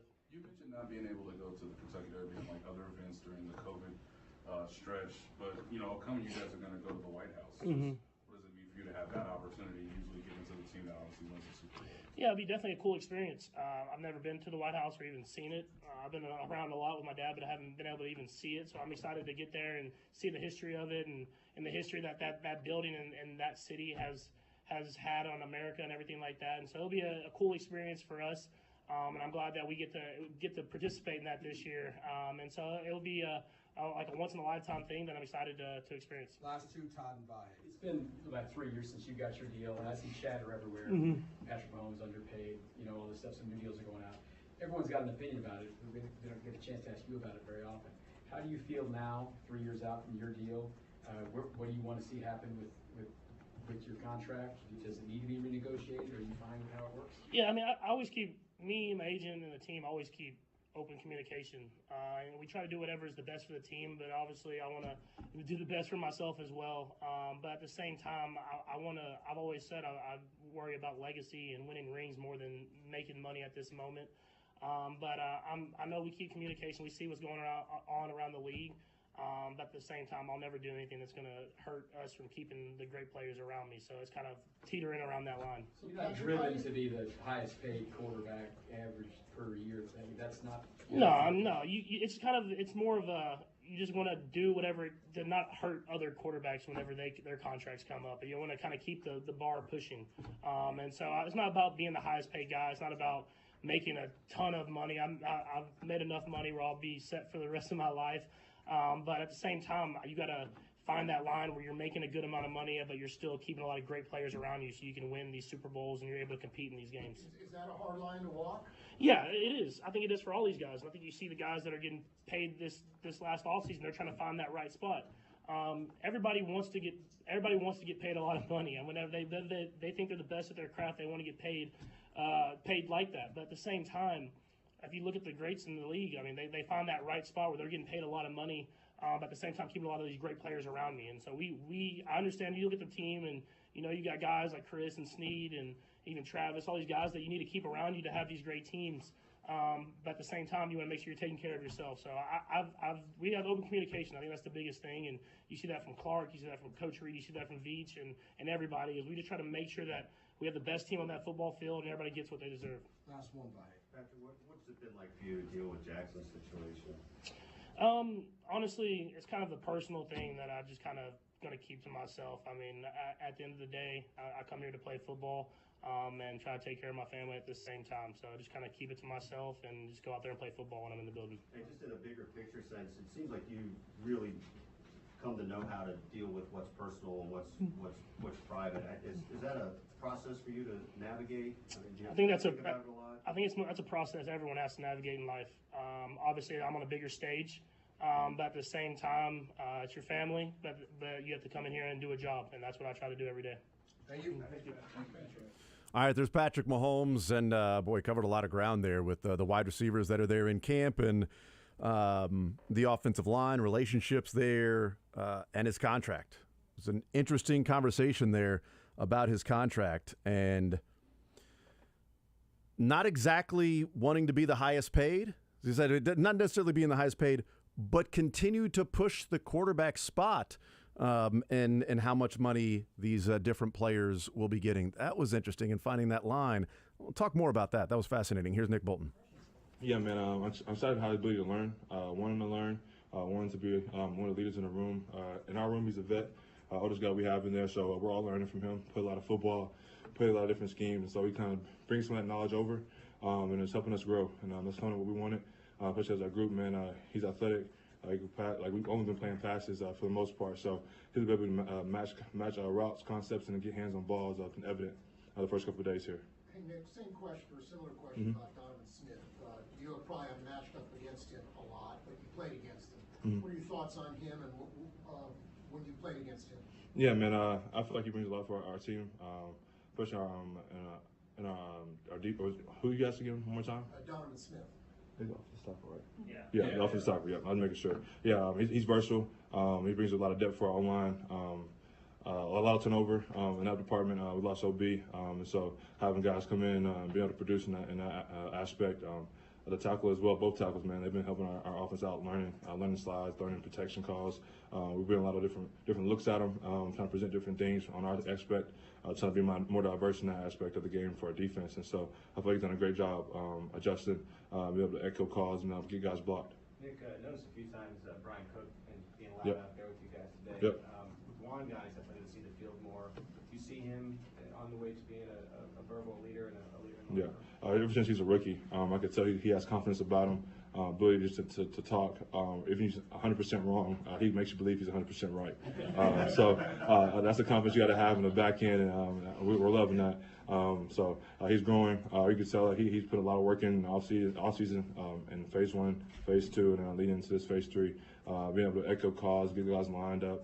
And if we're even trying to show something, we're doing something wrong, he'll make sure we know about it. So we love that. Willie's liking that too. We love the competition he brings. Nick, there was a lot of rookies last year, Yep. 8 last year, and then you have a few more this year. But does it seem more fine-tuning now that a lot of those guys have a little more experience under their belt? And this coming up at OTAs and coming into St. Joe in the near future than it was last year, where there was a lot more learning? Oh yeah. Learning definitely was a big part for us. A lot of guys moving different positions half throughout the year.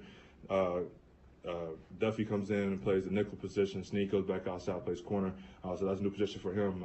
We're kind of rolling that aspect of it, kind of picking off where we left off in terms of communication, getting on people online. Again, like I tried to mention earlier, disguises and trying to present different looks.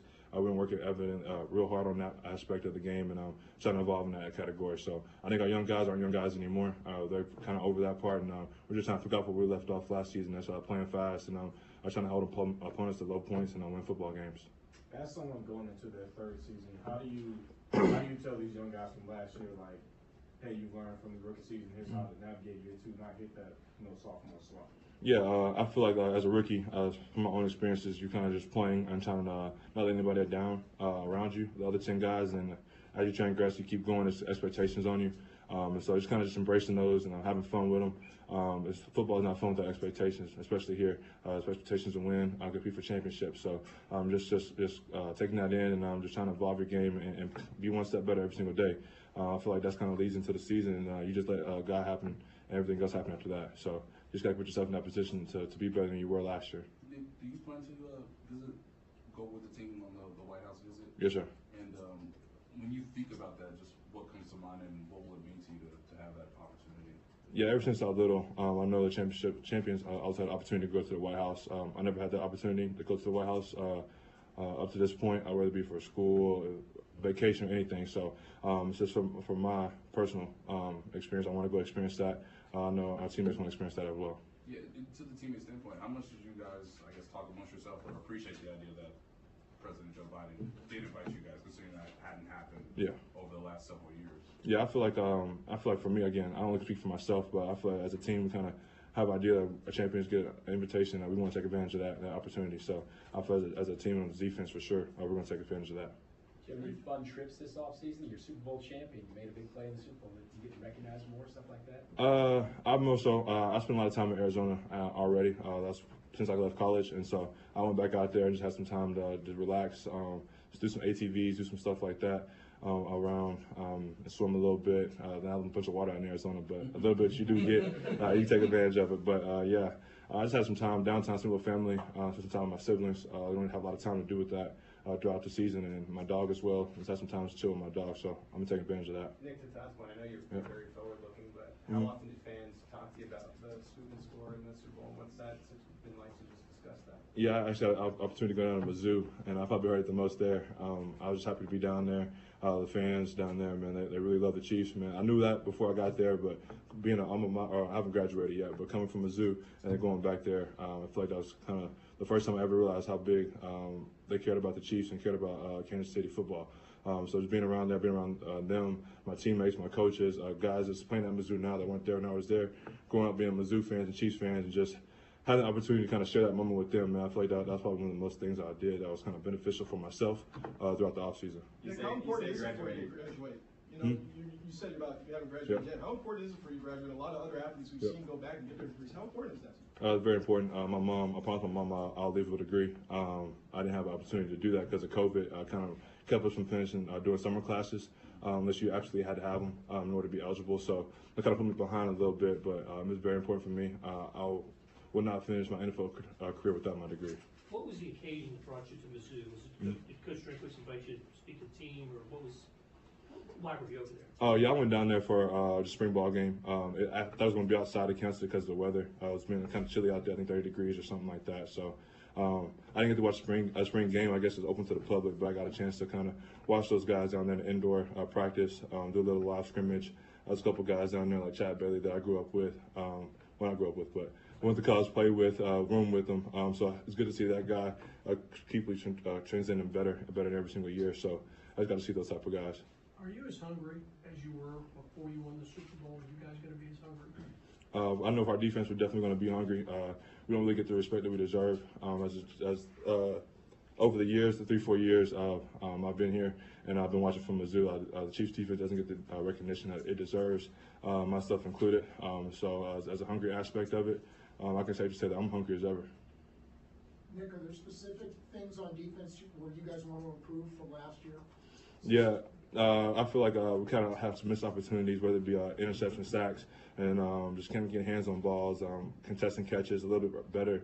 The first, I think, 6 games, we don't think as a defense we were as gelled in as we wanted to be, and the back half kind of picked up. So we kind of want to start there. Start at the beginning of the season, the first 6 games, like the last 6, and just kind of see what that takes us throughout the season. Along those lines, this is a passing camp. I Mhm. mean, you were saying it's Yep. more for the offense, probably for the defense. Yep. Do you have to embrace that part of it? For you guys to be able to make those plays that you want to and improve those areas in passing? Do you just kind of have to attack this and say yes for the offense, but we need to get better at this too? Yeah, I think Coach Reed does a great job with these camps, this OTAs, and then to the last mandatory camp of making us use our feet and our mind. Those are 2 things I feel like we can build on, whether it be getting alignment, communication, showing different looks, shuffling with our feet, covering with our feet, keeping hands off of receivers from line of scrimmage, and take the physicality part out of the game, and just playing with our minds and our feet. And I feel like that kind of helps us throughout the season, especially in the back half of the season. When guys get a little dinged up, don't have the same speed, same agility as you have early in the season, your mind has been sharp from the last 6 months, and you're able to go out there and produce still. Thank you, guys. Yep, thank you. All right, there's Nick Bolton, linebacker for the Kansas City Chiefs, weighing in on this Chiefs defense and guys returning, things like that, and what to improve on. Missed opportunities at last year, sacks and interceptions, etc. Loved the line about Brian Cook. Even if he's 100% wrong, he'll convince you he's 100% right. It's a great line. It's a great line. I also like that he was weighing in on Donovan Smith, and then he had to stop and go, wait a minute, who are we talking about again? Who is it that you're bringing up? So, yeah, that guy's star has improved a lot. But you know what? Here's Donovan Smith. Well, it's hot out there. What's the experience been like? Your first. Can I get your name first? My fault. PJ Green. PJ, nice to meet you. Yes, sir. How was your first few weeks with the team? How's your experience been? Oh man, it's been great. Obviously, you see why they're a championship team. The way that they prepare, from top to bottom, coaches to players. It's good to see the locker room is good. You obviously see the camaraderie that they have. Hanging out with each other and whatnot. I'm kind of just still feeling my way around. Figuring some things out and whatnot. But other than that, everything been smooth. Was the expectation always for you to come here and be that left tackle? I don't know what the expectation was. Honestly, it was my first time going through quote-unquote free agency in my 8 years. So it was a new process. Obviously I just left everything in God's hands. Obviously spoke with, teams and whatnot, but this made the most sense for me in my career, and then just, going to win a championship. So. You played with Tom Brady, and now you get to go with Patrick Mahomes. Any similarities to maybe that way they operate or anything, the short time you have with Patrick? I'm still trying to figure it out. No, you just see the dedication and hard work that they put in. He's really into it and tuned to how he wants things done. And that's the, parallels that they have. So, and then just the championship mentality that they have and carry on and off the field. Those are some similarities that I've seen. But right now, we just figuring it out. So. You were an Ironman in Tampa playing so many games, and last year, I know there was a struggle to get to Tampa. How frustrating was that final year in Tampa for you? It was a little frustrating. I mean, obviously, I played with a lot more injuries than I probably should have, but, it's just something that we do. We go out there, we sacrifice our bodies to go out there for the greater good of the team. Unfortunately, we didn't, finish the way that we wanted, but, it is what it is. But, new beginning, new journey. I'm healthy, I'm fresh, and feeling real good. Yeah, fast forwarding to now, you feel just completely... Absolutely. Donovan, you have played against the Chiefs a few times over the last few years. What are your thoughts about this operation from playing against them? They're always been a good defense, sound defense, in the right spots, playing right off each other. And that's what you look for. Obviously you got great guys over there. We had some new signings as well, with Charles and everything. But, anytime you get Chris Jones, arguably one of the best 3 techs out there, interior lineman, to get it done. So, you tie all those together with the linebackers and, defensive backs, everything is good. So, to be able to go against them, but then now we on the same squad is good. Donovan, this is your first time being in the offensive line room. Just what's your first impressions, given that the Chiefs had one of the best O-lines last year? It's real good. You can see why. Everybody's talking with each other, making sure we're all on the same page, obviously. And, we just make sure we bring everybody up to speed. And, that's something that you look for in the offensive line room because, 5 minds all on the same page is what matters. So everything else, physicality, footwork and stuff, we take care of that in practice and whatnot with Coach Heck. But in terms of the guys, they're great. No bad news yet. Coach Heck gets a lot of credit around here. He played the position too. Does it mean a little bit coming from him when he gives you instruction that he played it on? Oh yeah, absolutely. Anytime you get a guy who's been in our shoes, it's kind of a little bit easier to be able to communicate and understand certain things. At no point in time is anything going to be perfect. It's just the way that we play our game and whatnot. But he understands that and get that. So, as a player, you could appreciate that. And then just the verbiage that we have to be able to communicate, talk like a player, but still be able to, give us the points and everything that we need as a coach. It just makes everything easy. So, being with the same team for so long, I'd imagine you get used to that. Was there some nervousness in coming for your first day and learning a new team in return? I don't think I get nervous. It was just more about what I could bring to the table, how I could fit into the team, plug me in, and make this thing go. Obviously, we all are guys full of pride and our hard work and talent and what we do and bring to the field. So obviously that's all I was worried about. I know who I am as a player. I know what I can accomplish. I've been accomplished a lot of things, and that's what we're gonna continue to do. Got a great quarterback, receivers, running backs, good offense, good defense. Why not? So. Donovan, Coach Reed's former and current players talk about how much he's a player's coach. What have your talks been like with him? Oh, they've been pretty cool. He's an offensive line guy, so that's always a good thing. Anytime you got a coach, fan favorite of O-line, you automatically kind of get a whatever you want to call it, a good pass. So, but no, you can see why he's a player's coach. He communicates with a lot of guys. He coaches you hard.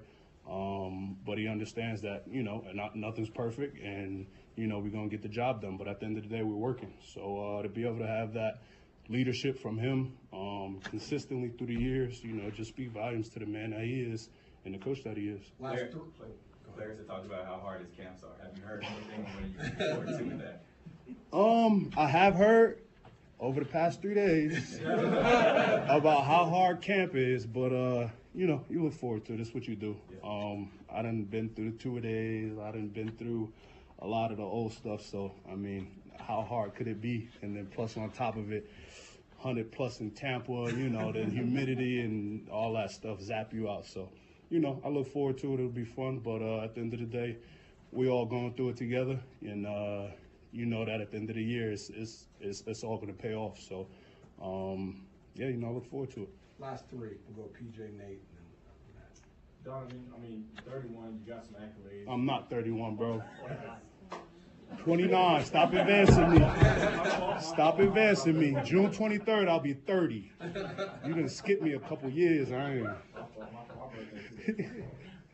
But you know, you're 29, you got some accolades under your belt. You got the ring in Tampa. Have you adjusted some of the goals you had at the beginning of your career for now? Man, realistically, I mean, I'm a selfish person, so I mean, Pro Bowl, all of those things, yeah, it matters, but not really. I'm more about the obviously championship thing and be able to get there and get that means a lot more. And then just winning games and having fun, you know, that's what I think means the most, you know, to me.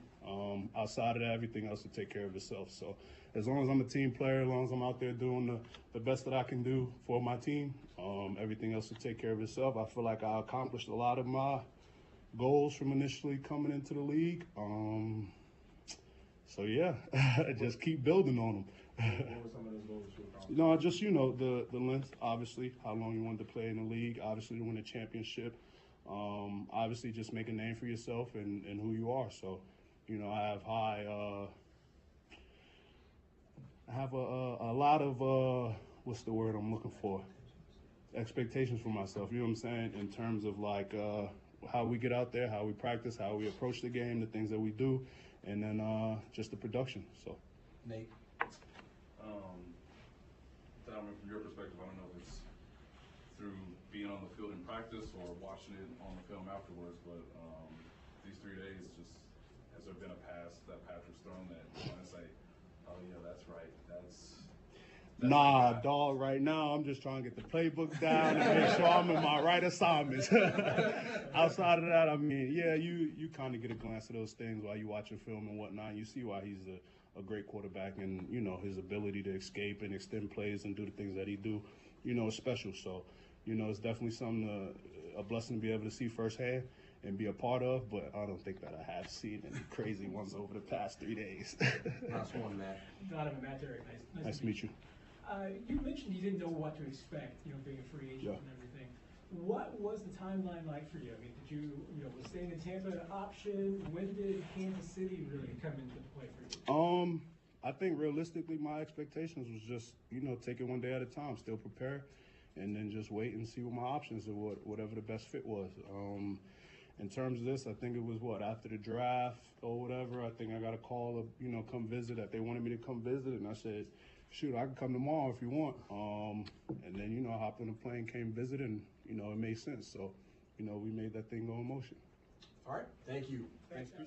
Interesting hearing the timeline there. Question from Matt Derrick about when that whole thing came together, and said he got the call after the draft. So different talk about were they in contact before? Were they talking about things? If this doesn't happen in the draft, then we'll bring you in, et cetera, et cetera. But saying that expectations for him were to wait and see what the options were during the offseason, during the free agency period. And then after the draft, he got a call from the Chiefs. Can you come visit? Boom, come visit tomorrow.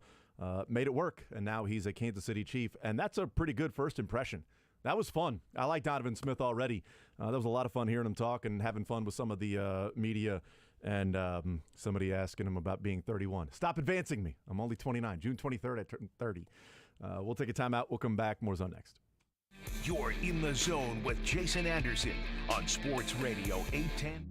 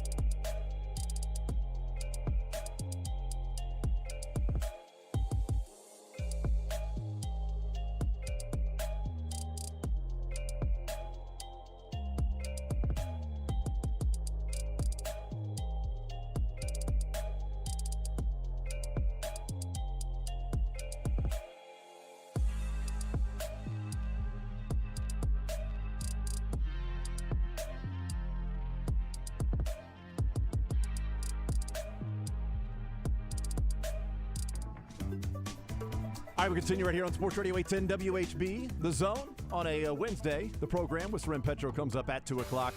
We heard from Andy Reid, Patrick Mahomes, Nick Bolton, and Donovan Smith. Patrick Mahomes got into a lot of different stuff and different topics, one of those being Todd Lebo asking about his contract and, different quarterbacks being paid.